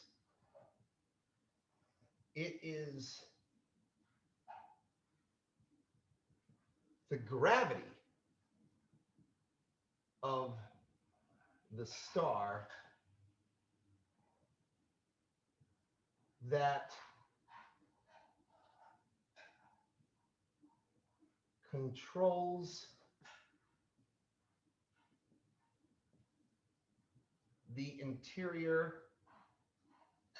temperature of the sun.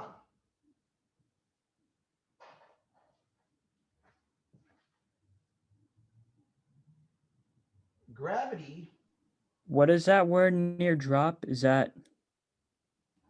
actually, sorry, Oh, thank you. my handwriting wasn't good.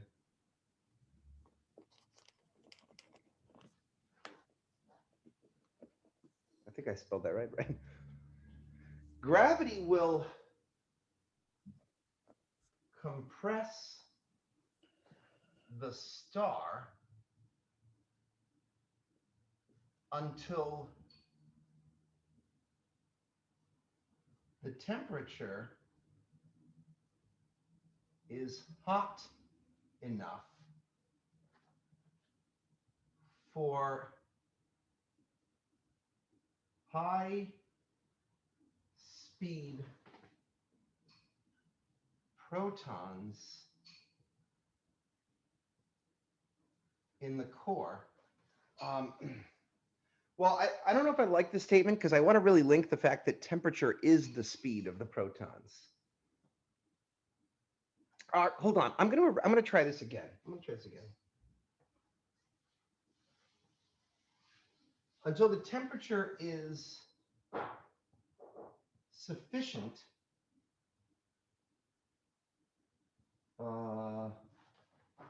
Did I spell sufficient right? I have spelling issues. Until the temperature is sufficient for hydrogen fusion to turn on.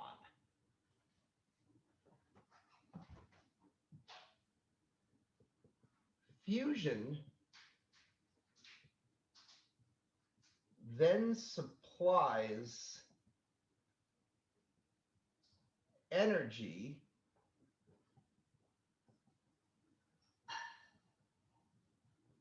in the form of gamma rays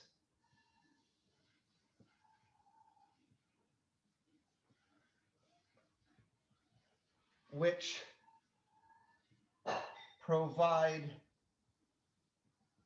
additional heating.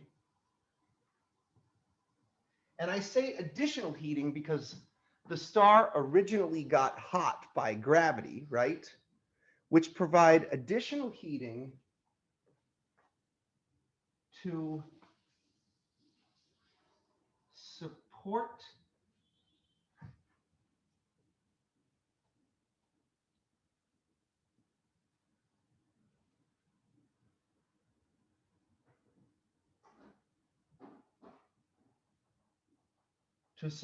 the pressure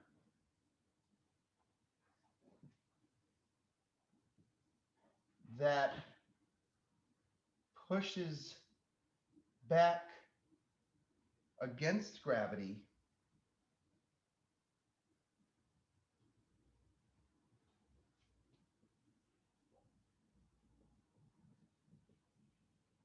in hydrostatic equilibrium.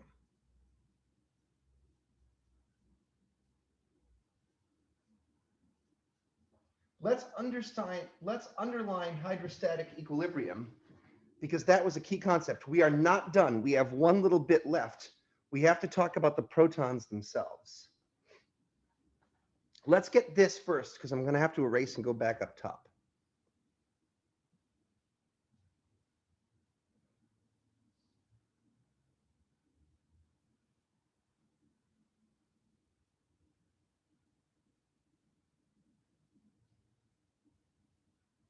That was a little bit of a run-on sentence, so, you know, shame on my English, but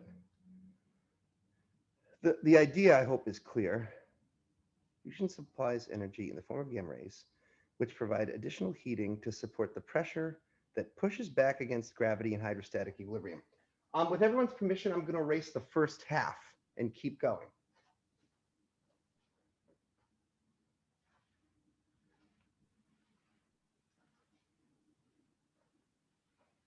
I have a quick question after you're done with the question.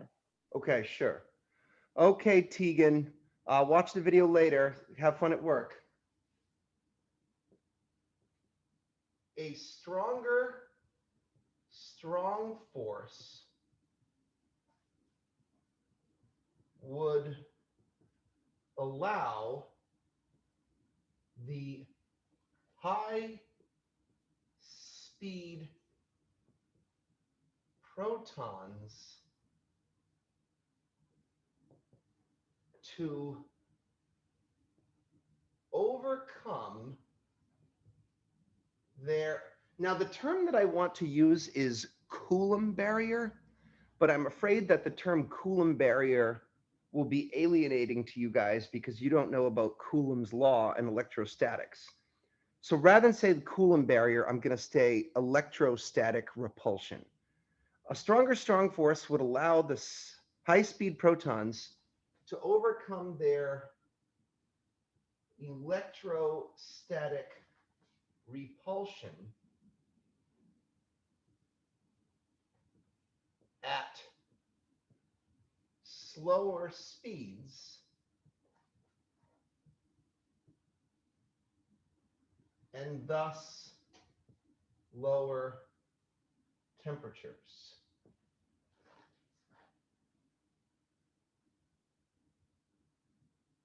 That's a key concept there. The stronger strong force would allow the high-speed protons to overcome their electrostatic repulsion at slower speeds and thus lower temperatures.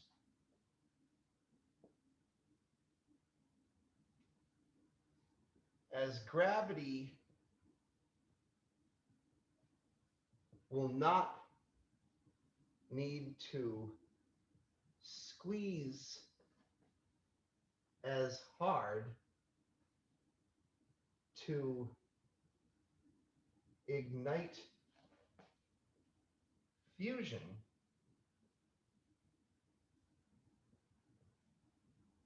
the ultimate temperature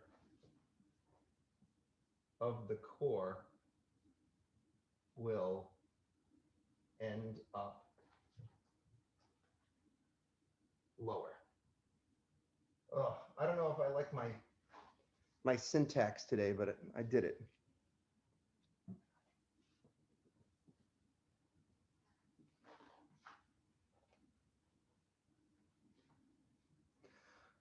Anyways, inelegant though that one may have been, it was a complex problem and it demanded a complex answer. Andrew, you let me know when you're done and then I'll check on everyone else. I'm gonna get some more water.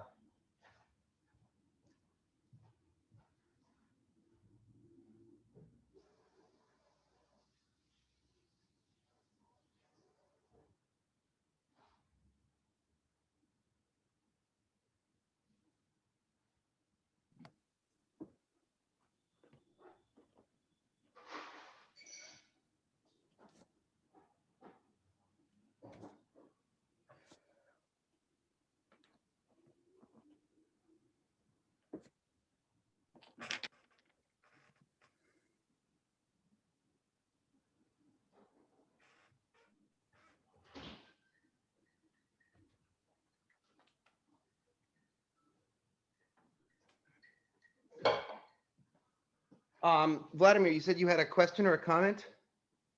Yeah, so the question is that the reason why the black holes form? So like the star burns out all its fuel possible, and there's nothing else left to like Fight sustain the against gravity. hydrostatic.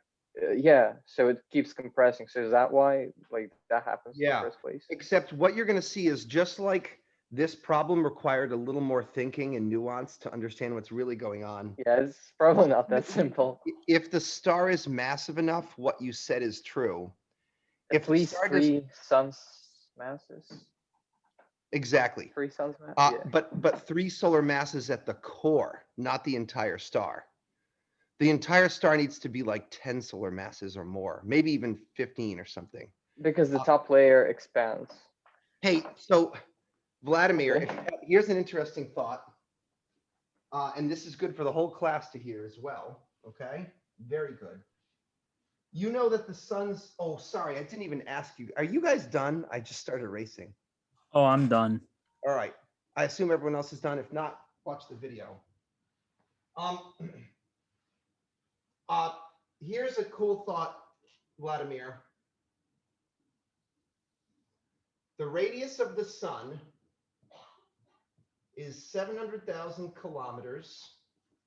The core of the sun comprises the inner 10 to 15%.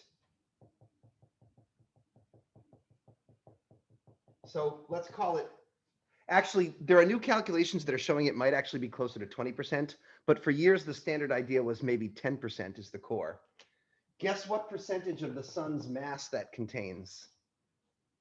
I'm gonna Half. say like, Half. oh, Half the mass of the sun is compressed in the inner 10%. The outer layers of the sun are more vaporous and ghost-like than the air in this room. The sun is not a solid block of wood. It's not uniform in its density. It's ghost-like at the edge, and it gets nutty, nutty, nutty compressed. So much so that here's a funny thought. There are some stars out there that have a mass of 0.5 solar masses. So it's kind of like there's a star inside of our star. In other words, Vladimir, 3 solar masses is the minimum to get a black hole if you're talking about the inner core.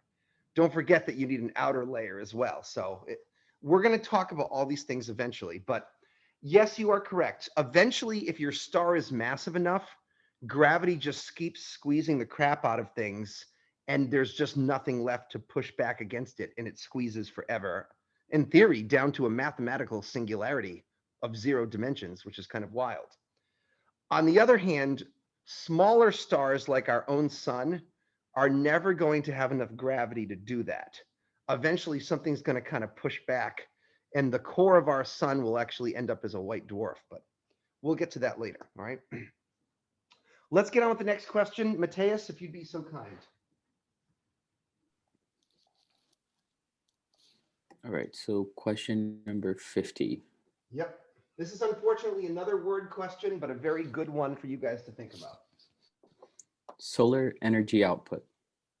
Observations over the past century show that the sun's visible light output varies by less than 1%, but its X-ray output can vary by a factor of 10 or more.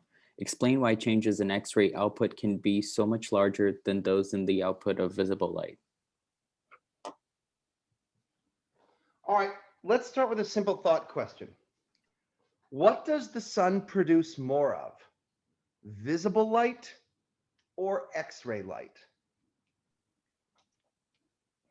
visible. What does the sun produce more of?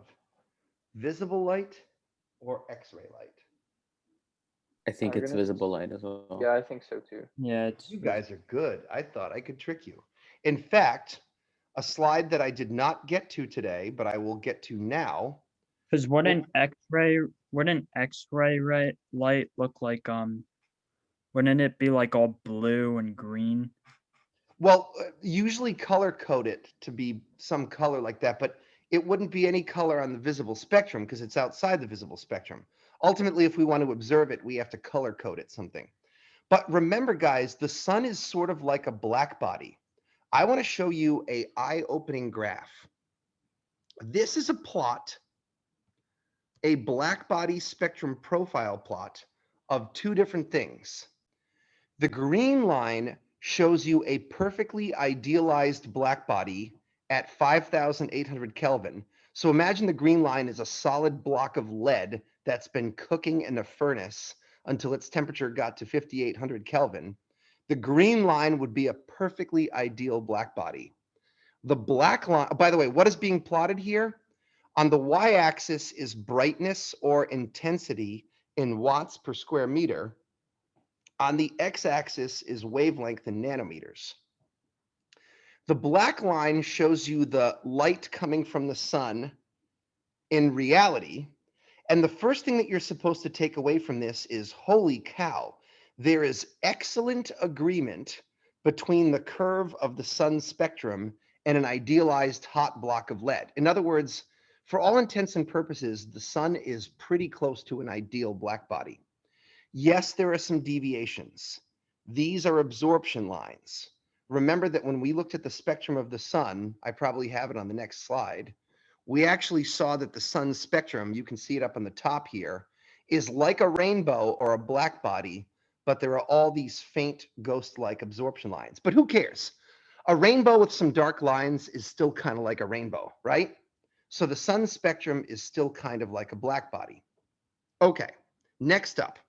Let's have a think. You guys were actually surprising me on your astuteness. Where is visible light on this graph? Where do we find visible light? From 400 to 750. Right. So here's 400, which is purple. And here's, let's just call it 700 for simplicity. This is visible light here. Where would X-rays be?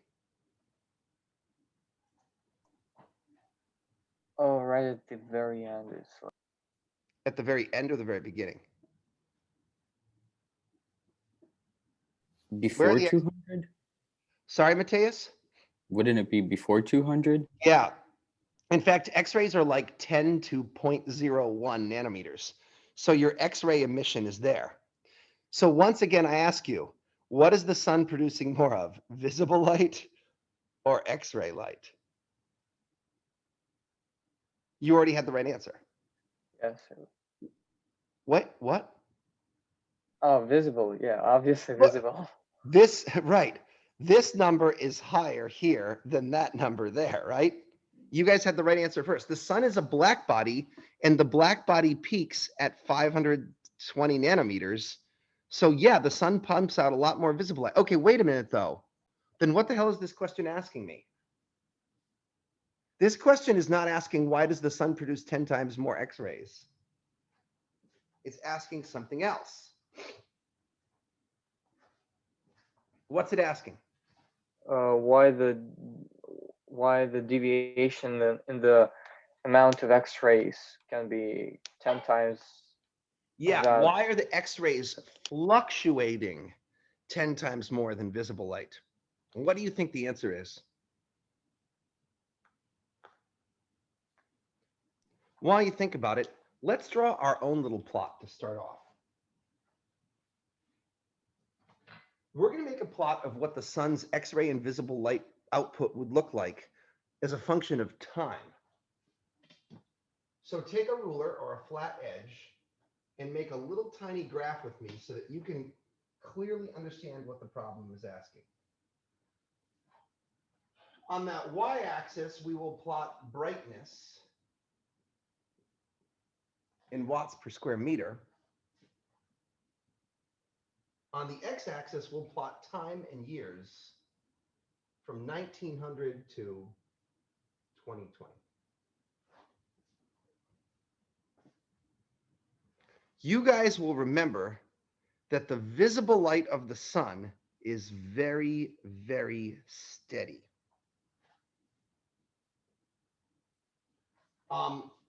Fluctuations from top to bottom are no more than 1%. So in other words, there's small wiggles in the visible light output. But top to bottom, the brightest visible light versus the dimmest emission in visible light is only a 1% variation. Now, yes, X-rays are emitted less from the sun, but let's use blue for X-rays here, okay? But they're much more highly variable. Huge spikes and dips and spikes and dips and spikes and dips. It looks like a cardiogram. Kind of, right? In fact, the sun does have a, oh, I don't want to give away the answer. The sun does have a heartbeat, so to speak. Now, one thing I don't like about this problem is how they said the variation is a factor of 10x. What I don't like is the fact that we're trying to compare 10 times to 1%. Vladimir, you seem like you might be good at percentages. What would a factor of 10 be as a percentage? 1000. Good. So if we put them on the same scale, the visible light fluctuations are at best 1% maximum to minimum. The X-ray emissions are 1000% max to minimum. The question is asking what's causing that cardiogram heartbeat? Why are the X-rays so variable? So Based on your lecture today, you might be able to guess. I'm starting to remember what you said during the previous lecture, that like sun has those periods when sunspots are present and when they're not. So it's related that's to that. somehow related. Yeah, somehow related. And are the solar flares and the ejection mass, wait, Coronal mass coronal ejections, yes. mass ejection, okay, so are they related? Yes, they are. Because like there are no like bursts of visible light, but Right. there are bursts of X-ray. If there were bursts of visible light, Vladimir, we would see it out in our sun, on our sky, right? Yeah. We would see that shit. Vladimir, you are absolutely correct, and let me provide to you the missing link. Since no one really reads the book, just this once, I'm going to read you one sentence from the book.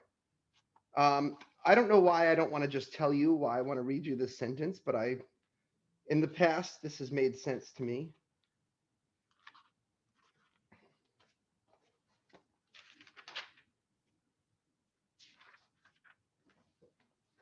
The passage in the book, I guess you can't see it, is solar storms. The magnetic fields winding through the sunspots and prominences sometimes undergo dramatic and sudden change, producing short-lived but intense storms on the sun. The most dramatic of these storms are solar flares, which emit bursts of ultraviolet light and X-rays, along with charged particles moving at the speed of light into space. So what's the answer to why the X-rays are so variable?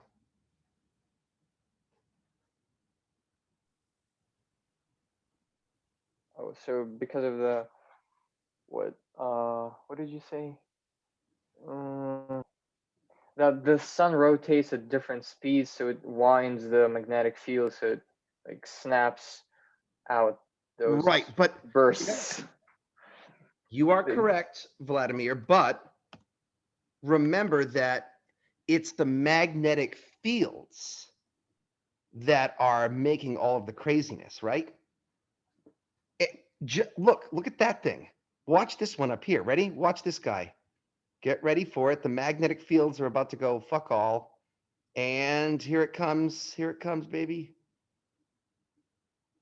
Where is it? It's coming. I think it's coming. Whoa! There it goes, right? That was entirely driven by magnetic field activity. It's kind of like the same reason why sometimes we have cloudy, rainy days like today. Other days it's clear. The sun has its own versions of transient storms. They're just magnetic storms. They're not made of clouds, right? Let's see if we can put this into words.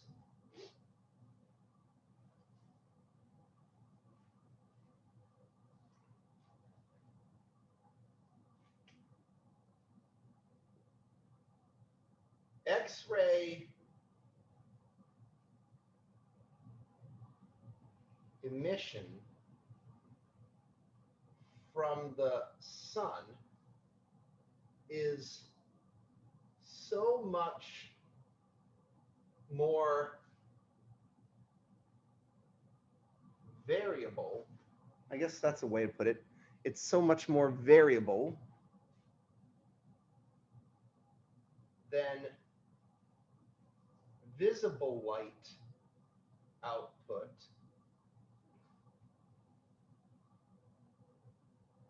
because X-rays are produced in different layers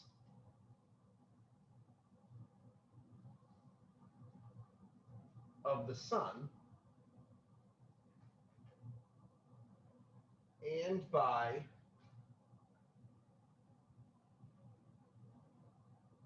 different processes. X-ray emission from the sun is so much more variable than visible light output because X-rays are produced in different layers of the sun and by different processes. Now we're going to back it up and explain what layers and what processes produce X-rays and visible light. X-rays are produced in the sun's, okay, take it away, class. What layer is primarily responsible for producing X-rays in the sun? Photosphere. False. Corona? The corona. Remember, Andy, that we define the photosphere as the layer that produces visible light, not the layer that produces X-ray light, right? So X-rays are actually produced in the sun's corona. And they're produced in the sun's corona when charged particles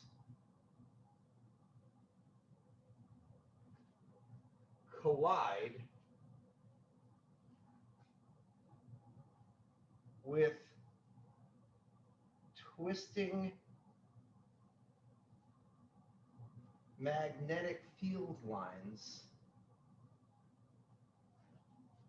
X-rays are produced in the sun's corona when charged particles collide with twisting magnetic field lines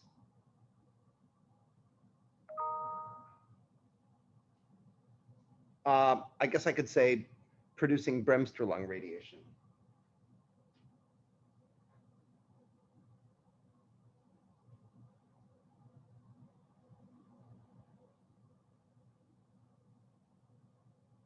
Okay, let's see if I can spell it right this time.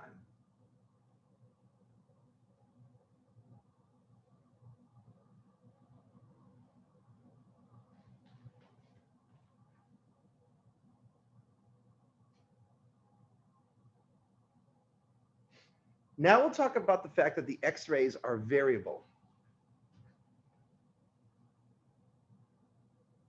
As the sun's magnetic field activity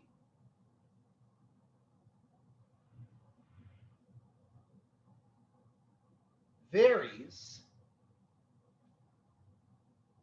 with the 11-year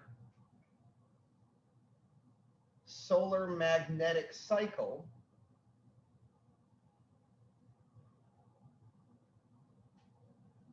so does, can you guys see this? So does the X-ray output fluctuate.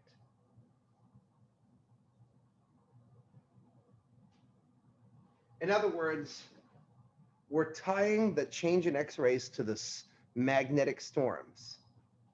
As the sun's magnetic field activity varies with the 11-year solar magnetic cycle, so does the X-ray output fluctuate.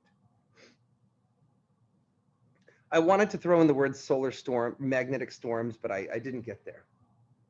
That's fine. I think we explained it. Now let's talk about the visible light. I think I'm going to try to go up to the top rather than squeeze into the bottom here. Can I erase that first sentence? Andy? I'm not going to erase the whole thing, just the first sentence. Okay, bud? All right.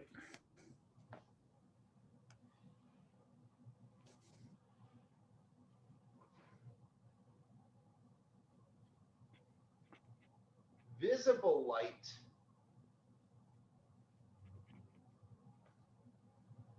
on the other hand is produced at the sun's, okay, take it away, Andy. Andy, what layer produces the visible light in the sun? The visible light. What was it? What layer produces the Oh, the visible light? photosphere. Yes. Visible light is produced at the sun's photosphere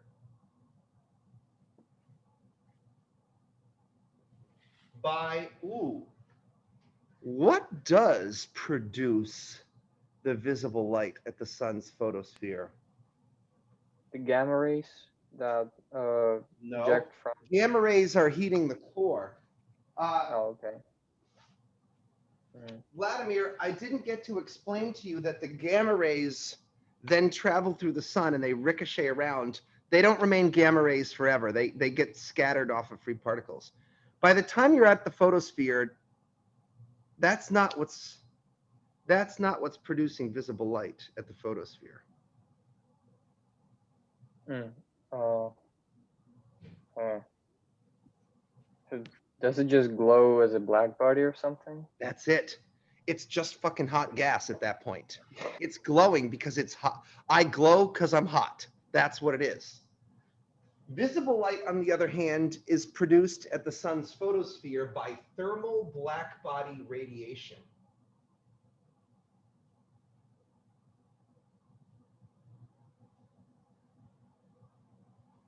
Yes, Vladimir, in some long-winded way of thinking, the gamma rays eventually provided the energy that became the hot gas.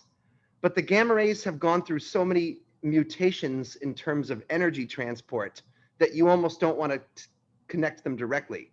The gamma rays heat up the radiation zone, then you get hot bubbles of gas in the convection zone carrying energy up to the top. And at that point, it's just hot gas. In a way, Vladimir, if you eat a burger, you are also eating sunlight, right? Because you eat the cow eats the grass, and the grass eats sunlight. But you don't say, oh, I went out for a couple of sunlights with my friend. You say, I went out for a couple of burgers, right? Because that's the sort of immediate effect. So the sun is producing visible light by thermal blackbody radiation.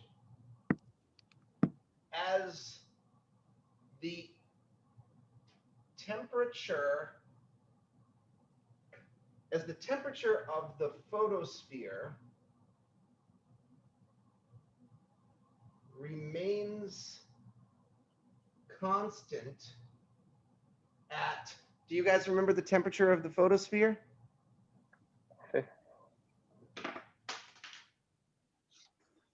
5800 Kelvin. Yeah. I'm going to erase a little teeny bit more here. I need another line or two. As the temperature of the photosphere remains constant at 5800 Kelvin, so does the visible light remain constant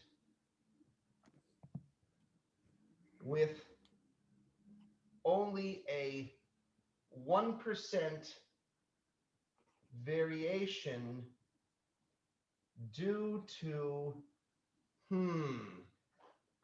I wonder what might be causing the 1% variation in visible light at the photosphere.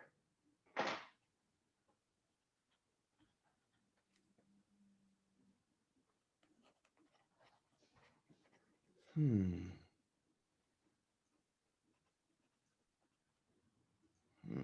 we should look at the photosphere. What could be causing that small 1% variation in the This is as transparent as it gets. Okay, so tell us the answer. Oh wait, someone The- chatted. I forgot that there were chatters in the back. Oh, that was Tegan. Never mind. What is it? It's as transparent as the photosphere. Is that what you were going to say, Vladimir? What a No, way to the sunspots. Yeah, with just You're like literally showing us this. I wonder what could possibly cause that. Damn. well, you know, forgive an old theater ham here for entertaining you. Sunspots.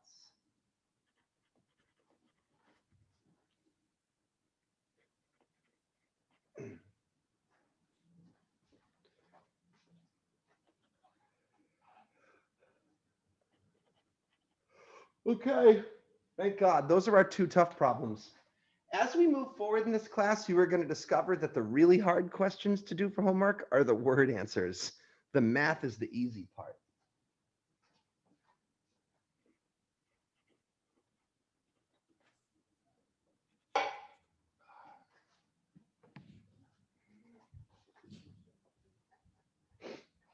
I'm ready to move on anytime you guys are. Just guide me here. I'm ready. I'm ready. Okay. Since I've got only 3 participants, then you're all that matters.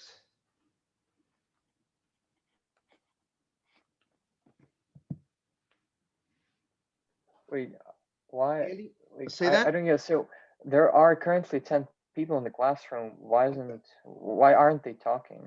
I don't know, because they're probably doing bong rips and taking naps, you know? That's okay. If you want to pay me $500 while I talk and you do bong rips, that's totally okay with me. Oh my God, I'm actually killing myself. All right. I'm just kidding. I don't know what they're doing. Maybe they don't have video cameras. Maybe they're shy. But I'm glad that they're here in some level. Chapter 14. Andy, are you down to read number 50? Yeah, I'll read number 50. What do we got?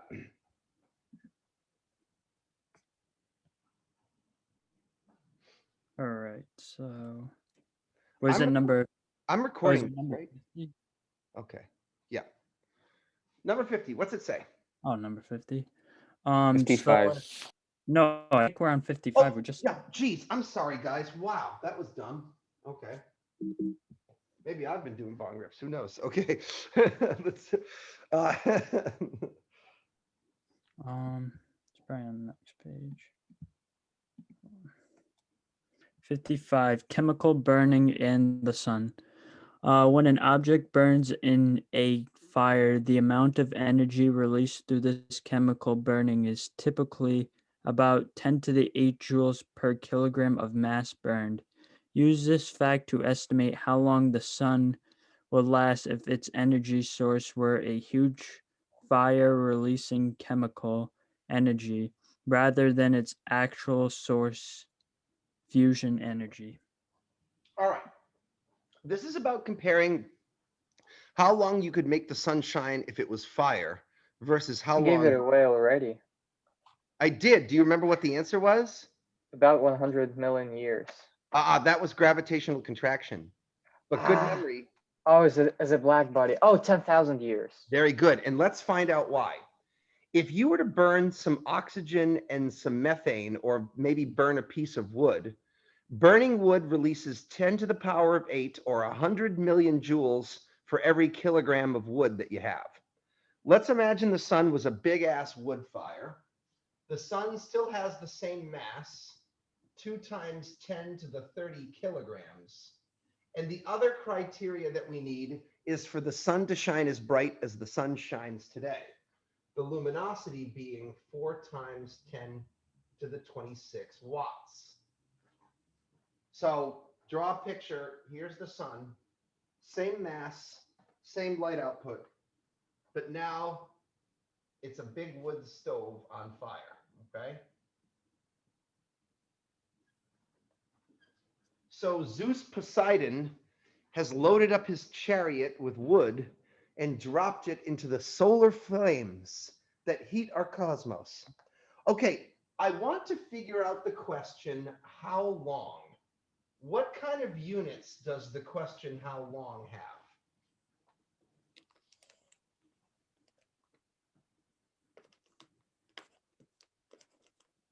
Time? How long means time, and what kind of units does time have? Give me some units of time. Pick some. Years? Years would be a nice one. Anything else you can think of? Seconds. Years or seconds? We're going to get answers in both.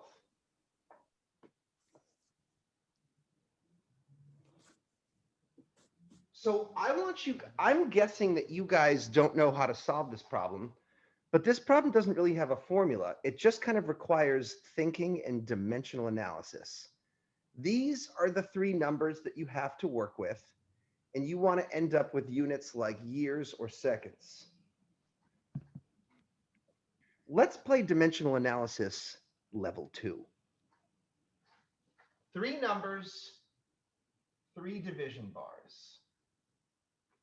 Your job in this mini game is to arrange the numbers in such a way that you end up with a unit of time. Can you do this? So the key number here is the luminosity because it's joules per Yes, because second. watts mean what? Joules per second. Joules per second. And there, Vladimir, is your unit of time. That's very good, son. Very good. The key was to recognize that watts are joules per second, and that's where our second is going to come from. Okay, Vlad, so help us get through this quickly then. Help me arrange the units.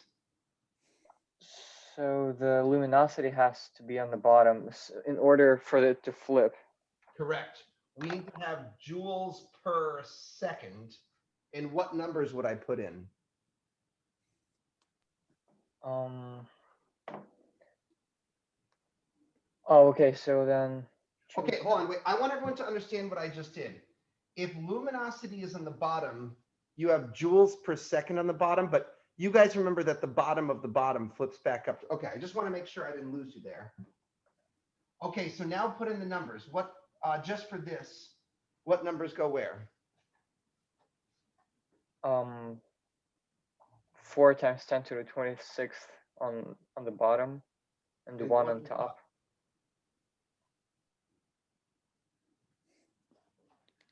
4 times 10 to the 26 joules are emitted in how many seconds? 1. Exactly. Okay, now give me the other stuff. So, oh, okay, wait.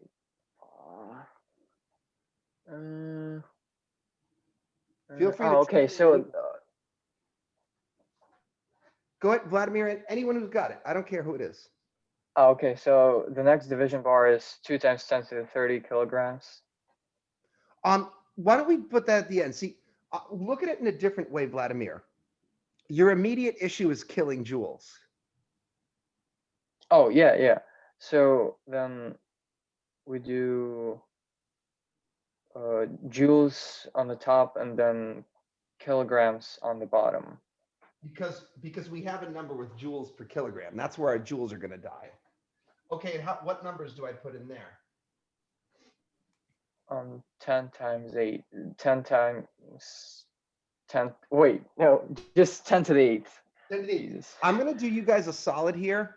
If you tried to type 10 to the 8th into your calculator, there's a good chance that you guys might do something silly. I'm worried that you guys are going to go 10 exp8. And that, of course, is 10 to the 9. So I'm actually going to write out 1 times 10 to the 8th to help you there, okay? What goes on the bottom? 1. 1 kilogram of wood gives us 10 to the 8 joules. And now for the last division bar.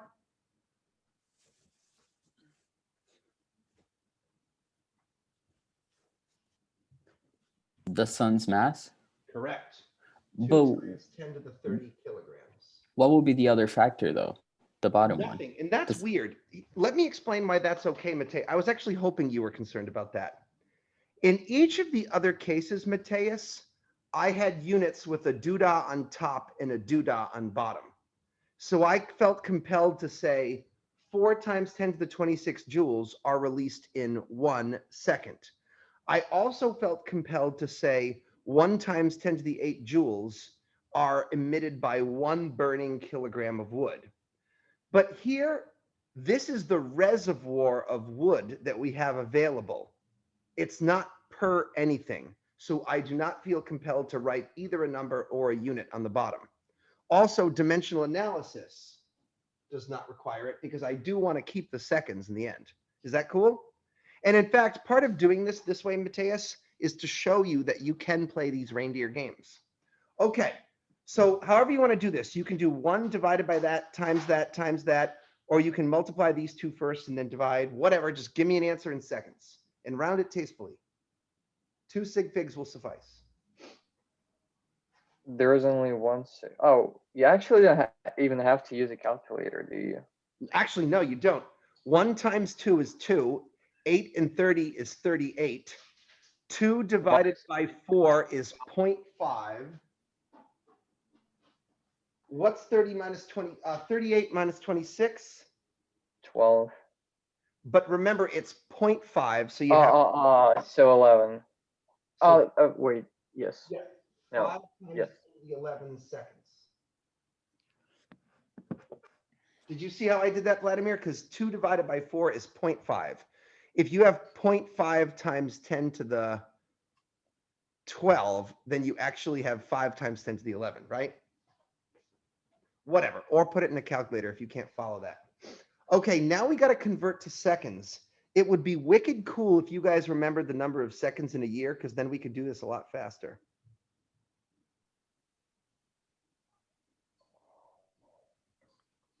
Otherwise, we have to- 3.15, no. 3.15 times 10 to, Jesus. lucky number, 13? no, No? 7. Okay, 15? 7, okay. Pi times 10 to the 7 seconds. But pretty good. You got the first 3 sig figs. So 5 times 10 to the 11 seconds multiplied by seconds to years. 1 year is 3.15 times 10 to the 7 seconds. I don't know why 7 is lucky, but I remember the phrase lucky number 7 from something.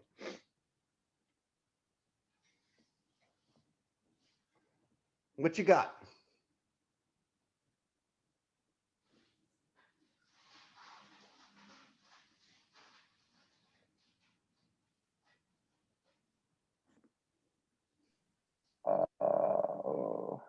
So 1 sig fig, 6, right? You should only keep 1, Vlad, but now that you know that, I'm going to let you cheat and keep 2.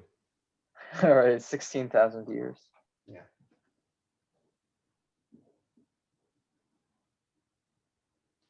In other words, if the sun was a big wood fire, it would burn itself out in 16,000 years. That might be old enough to explain the Earth for some books, wink, wink, but it's certainly not good enough to explain principles of geology, okay?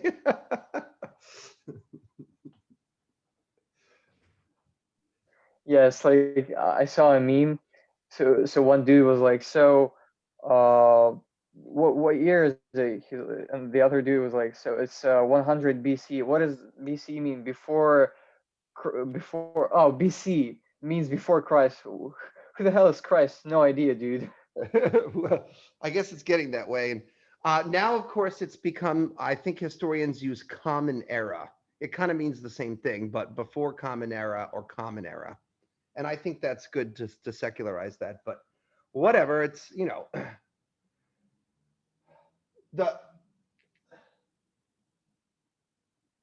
some fundamentalists have deduced that the age of the Earth is only, I think it's 5,000 years old based on counting of the Old Testament generations. Clearly, the Earth is older than 5,000 years, right? So even 5,000 years sounds pretty precise to me, if you ask. Yeah, I don't know. I can't remember what the number. I remember it was of order thousands. You know, clearly the Earth is much older than that. It's okay, man. It's all metaphorical. It's just a metaphor. All right. Anyways, we got this. I'm erasing it. We're moving on. Andy, you cool with that? Yeah, I got it. All right. All right. I'm gonna get some hate mail from some students sooner or later about my proselytizing here. Okay, so chapter 14, number 56. I'm just having fun with you guys, trying to keep you awake at night, you know? Okay, Vladimir, could you read us 56? This is where we're going to calculate how long the sun can really shine for. So that's a lifetime of the sun. The sun's chemical composition was about 70% hydrogen when it formed, and about 13 of its hydrogen was available for eventual fusion in the core. The rest remains in layers of the sun where the temperature is currently too low for fusion. A. Use these data and the sun's mass to calculate the total mass of hydrogen available for fusion over the lifetime of the sun. Okay, I'm going to speed us through this because this homework is already long as it is. You guys will notice that I quickly converted 70% and 13% into decimal form. Let's draw a little cartoon of what's going on.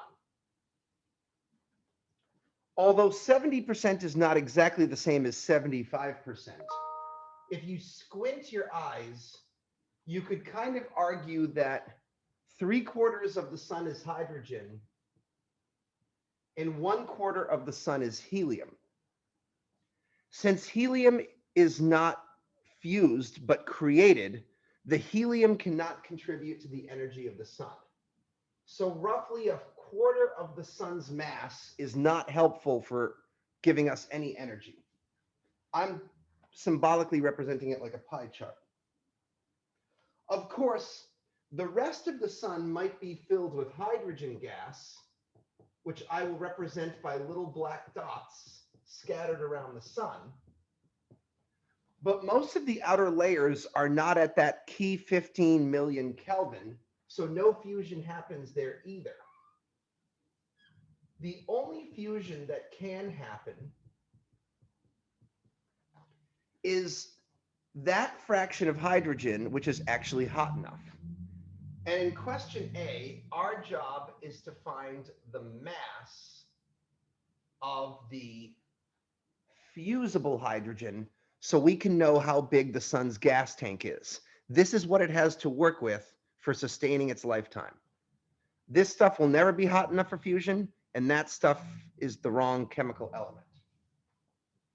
I'm going to call M sub fusion the mass of the hydrogen needed. Is it obvious to you guys how to calculate that fractional reservoir? What do you do?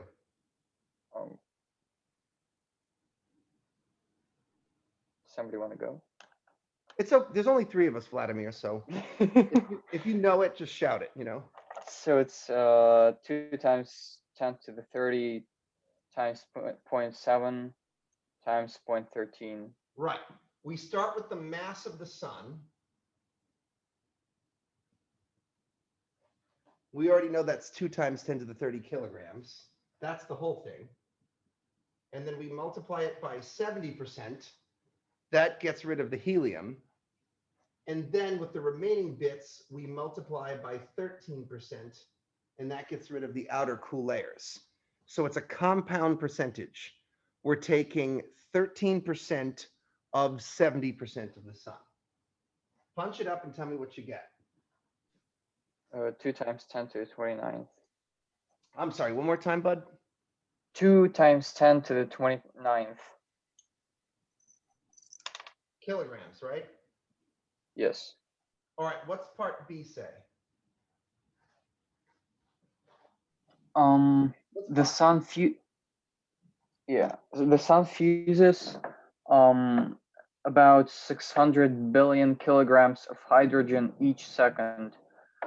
Based on your result from part A, calculate how long the sun's initial supply of hydrogen can last.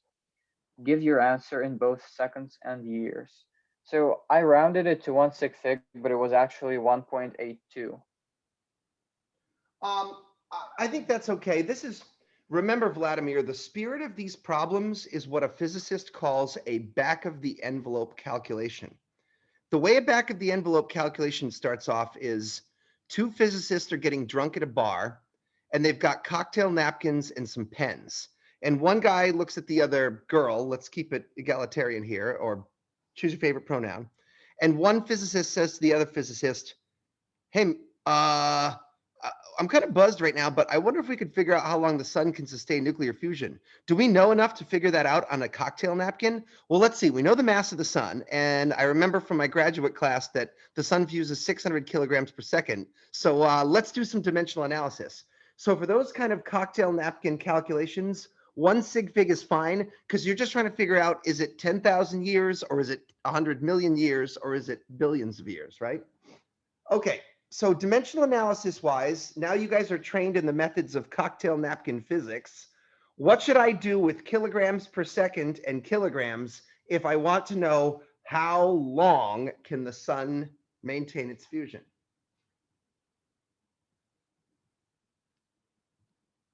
Dimensional Oh, by the way, analysis. I should add that at the end of this process, no girls or guys or anyone really wants to talk to them.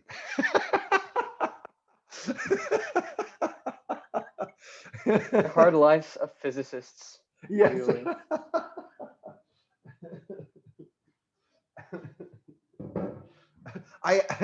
In graduate school, I had this really cool Russian friend who was new to the United States, and I took him out to a bar, and I introduced him to some friends. And I came back after talking to other people, and he was saying to this girl, the problem is you don't know what you're talking about. You're completely wrong. And I was like, oh my gosh, Andre, don't do that. No one is going, you might have been right, but no one is going to like you for saying that. It was hilarious. Anyways, what should I do with kilograms per second in kilograms if I want to know how long? Dimensional analysis. Okay, 2 numbers, 2 division bars. What do I want my final answer to look like? The final answer should look like 1 sig fig. Is that what you're asking? No, not the number of sig figs, but the units. Oh, okay. The final answer should be in seconds. Yes. Okay, so Mateus, now you give it a shot. Oh, All right. so what do I do? 1 second on top. Well, do you want me to do the way that you like it? Any way Just you like. want. You can do All right. it. So 1 second on top. Yep. And then the bottom is going to be 600 times 10 to the 9 kilograms. Good. And then on the other bar, it's just going to be kilograms on top. It's going to be 2 times 10 to 29 kilograms. Right. In other words, this is the fusible mass that we have. This is our reservoir of hot hydrogen, and we're dividing it by the rate. Okay, so do that. So it's going to be 3 times 10 to the 17th seconds. Great. And now, because this would be better expressed in years, let's quickly use our conversion factor. What is it again, Vladimir? 1 year is how many seconds? 3.15 times 10 to the 7th. That's right. And how many years does that turn out to be? About 10 billion years. So Yeah. 10 times 10 to the 9th. Nice. And that's, by the way, this is the official calculation that we use to prove to ourselves that the sun can live for 10 billion years. There's also a part C, if you want to read that.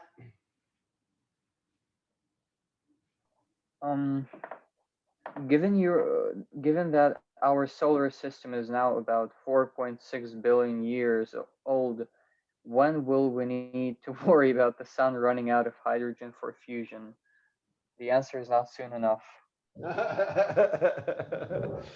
Remember that moon rocks give us the current age of the sun, 4.6 billion years. This is probably the only time in this class we will ever use subtraction. But 10 billion years minus 4.6 billion years. 5.4. 5 and 4 is 9 and 10. Yeah. So we've got 5 billion years or so left of good times here on Earth. In fact, at this point, the sun will have already started swelling enough to maybe swallow the other planets, including Earth. So I don't think we actually have a full 5 billion years, but we've got billions of years anyways. Could you imagine being able to travel through time to the last days on Earth and what that would look like? That would be insanity. Could you imagine going to a restaurant at the end of the universe? That'd be also insane. Yes, where no one is able to calculate their tip, right? In the Hitchhiker's Guide to the Galaxy. There was something about the mathematics of calculating tips. I can't remember what it was. A legendary book, to be sure. Actually, in that restaurant at the end of the universe, they watch the end of the universe, right? Not just of the sun's death. Yeah, it's total end of the universe. That's it. Like everything comes to an end. I just can't remember if they were proponents of the Big Crunch hypothesis or the heat death hypothesis, because I was thinking if it turns out to be a heat death, that would kind of be a boring dinner show, right? Big Crunch would be exciting, but the heat death would be less interesting. Okay, we've knocked off a fourth problem. We got one to go, guys. Oh wait, I just need C real quick. Yep, yep. And then, shoot, looks like we lost Mateus. Oh, no, are you, I'm Mateus, here. I was I gonna just have you, had, just I go, had to check the I door. was gonna have you read the last problem if you're down with that. Yes, I'm down. All right, so the last problem is number Hold on a second. 61. Wait a sec, let's let it, Andy, let me know when you've got part C. All right. You're good? Okay, I'm erasing. Oh wait, no, yet, not yet. It's 10 billion years, 0.6 billion years equals 5.4 billion years. All right. You cool? 5, is it 5.4 times? Yep, I got it. Don't forget your units of years. Yeah, I got it in years too. All right. 1461.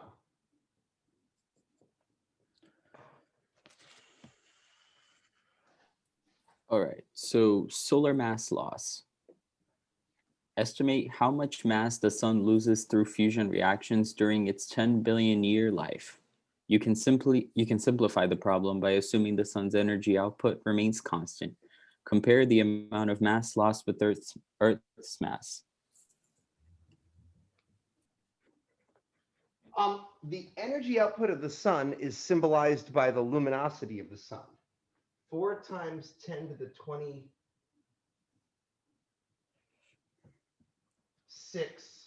watts is the light energy output. You now know from studying fusion in the sun that those initial gamma rays have to come at the expense of a teeny fraction of mass. I actually didn't really get into this, but the net result of hydrogen fusion is 4 protons fused together to make 1 helium nucleus and 2 gamma rays.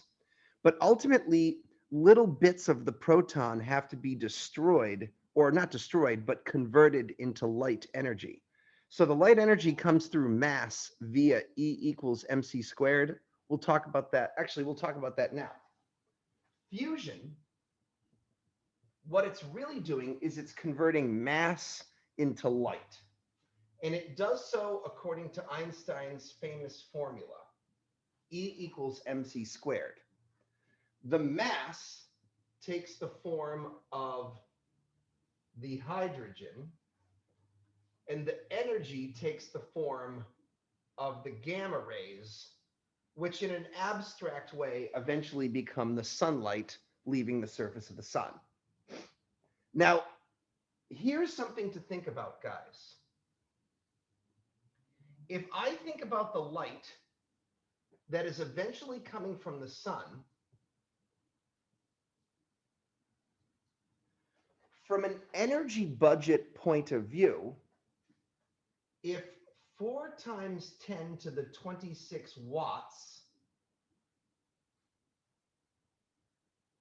is being output from the surface of the sun, then I require 4 times 10 to the 26 joules per second to be being produced in the interior of the sun. And the logic goes like this. If fusion produces less than 4 times 10 to the 26 joules per second, where did the extra energy come from to eventually turn into 4 times 10 to the 26 watts at the surface, right? You'd have to, somewhere between the core and the surface, have created extra energy. But we know that only fusion can do that. On the other hand, if you produced more than 4 times 10 to the 26 joules per second, you'd have the same problem. Where did that extra energy go on its journey from the core to the surface such that it only comes out as 4 times? That doesn't make sense either. The only thing that makes sense is the amount of energy that's being generated at the core will eventually be the same energy released at the surface. This is energy equilibrium, and it guides our thinking. By the way, do you know that if you consume 2,500 food calories per day, you've got to output 2,500 calories per day? And I'm not talking about poop. I'm talking about radiation. Your body glows at infrared wavelengths and gives off a luminosity that's comparable to a 120 watt light bulb, right? I think we might have done this calculation in our class. I can't So remember. do you glow harder if you eat more? In a way, yes, because you get fatter and that increases your surface area, Surface area. which increases your watts per square meter. So yes, you become a bigger, fatter, brighter bulb. Wait, so is body heat literally light? Yeah. So Well, does infrared feel warm? yeah. Have you ever put your hand up to, all right, this is here. If you were in this room with me, Vladimir, hold on, I'm a little tangled for a second here. One moment. If you were in this room with me and I turned on this is like a garage spotlight. This is an incandescent bulb. And you probably know this from your life experience. If you turn this thing on and you put your hand up to it, you feel a really intense heat, right? That heat that you're feeling is infrared photons heating up your hand. It's doing the same thing that a toaster does to a piece of bread. It's shining infrared photons on it. In theory, Vladimir, the surface temperature of your skin might be heating up the air a little bit through conduction, but mostly you lose heat through radiation. Okay, if you go stand outside in the snow pile in your underwear, then yes, conduction and convection might start cooling you off a bit. That would be pretty extreme. But for the most part, you're radiating away your light. Well, it depends how cold it is outside, which is the dominant energy cooling mechanism. Do you know that in the vacuum of space, you would not freeze, but your body temperature would only drop 1 Celsius degree per hour based on the amount of infrared light that you shine off. So you would actually not be cold in space. You would feel psychologically cold because there would be no air particles bouncing into you, but your body temperature would, the goo in your eyeballs might freeze or evaporate, and the gases in your body would expand, and that would be quite uncomfortable. But in the vacuum of space, you would only cool through infrared radiation, and you'd only cool 1 Celsius degree per hour. So actually, now that I've told you that factoid that I picked up somewhere, outside in a snow pile, you probably are cooling better through conduction than radiation. But in general, you've got to pump out that energy somehow. That's the point. I digress. Okay. So let's say we know that you must create in 1 second, you need to generate 4 times 10 to the 26 joules through fusion. Let's use E equals mc squared to find out how much mass you'd have to destroy.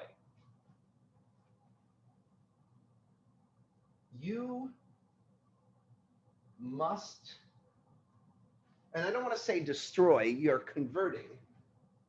You must convert this much mass, okay? And let's do the algebra. The mass converted is energy over c squared, 4 times 10 to the 26 joules, 3 times 10 to the 8 meters per second squared. Can you guys punch that in for me?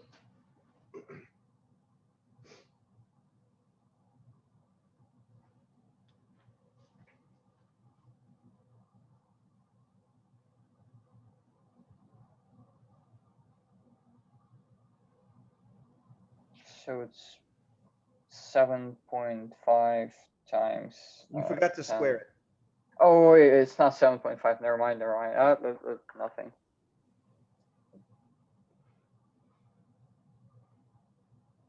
Ooh, 4,444. that doesn't sound right either, Mateus.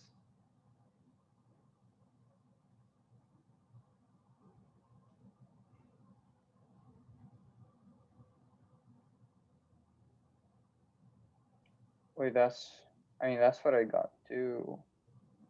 Okay, guys. It's actually a lot more. Yeah. So 4 times 10 to the 9. there you go. And the units are what?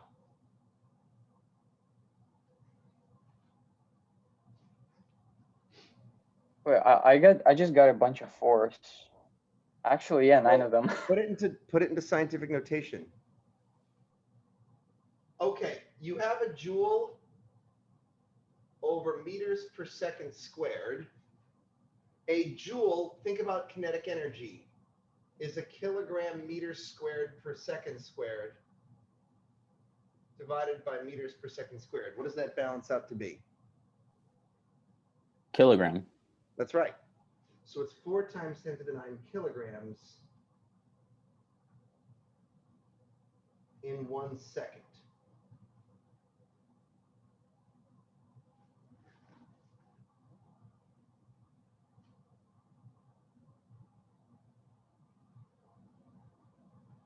Okay, that means for the sun, the fusion mass loss rate is 4 billion kilograms per second destroyed.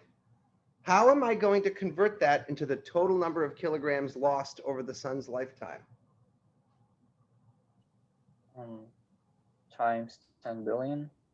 Yeah, but that's Oh, but we have to convert 10 billion into seconds. in fact, you already have it in seconds from the previous problem. Oh, But that's right. So 3 times 10 to the 17th. I'm worried No? that people who are, yes, you are correct. It's 3 times 10 to the 17 seconds. I'm worried, Vladimir, that people watching later won't remember where that came from. So I'm actually going to do it your first way.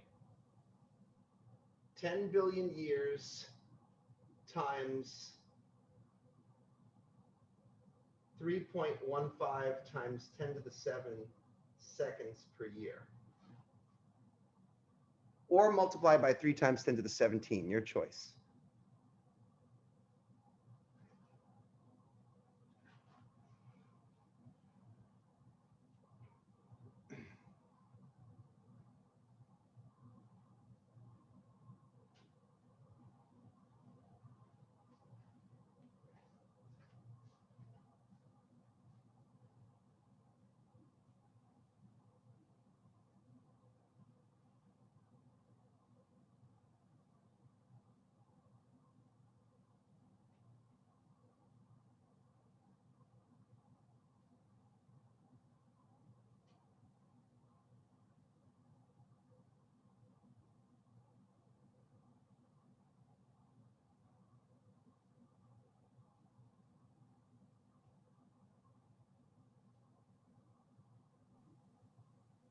So I got 1.26, let's 1.3 times 10 to the 27th. One more time, Vlad. 1.3 times 10 to the 27th. Units. Kilograms of hydrogen. For the record, guys, that's pretty close to the mass of Jupiter. The sun will actually convert a Jupiter's worth of hydrogen into photons in sunshine by the time it finishes its life. I'd also like to point out that the book wanted us to convert that into Earth mass units, or rather, how many times greater than the mass of Earth is that? So to convert that to Earth mass is 1.3 times 10 to the 27 kilograms times 1 Earth mass is 6 times 10 to the 24 kilograms. And I think if you do that, if I remember correctly, it's like 230 Earths. 230 Earths or 1 Jupiter, right? Of hydrogen will get converted into Pure energy, basically. Sorry, guys, that melatonin never fully wore off me today. Okay, I know that was an intense homework, but we went quickly because there was only 3 of us. I guess I told some stories along the way, but we got to have fun too. Great job. Don't forget to submit this. I hope people watching later will get all that work done and turn it in on time. I'm probably going to stop the video now to try to keep the recording file size small. So I'll see the people at home next Tuesday, where we'll get into the natures of stars.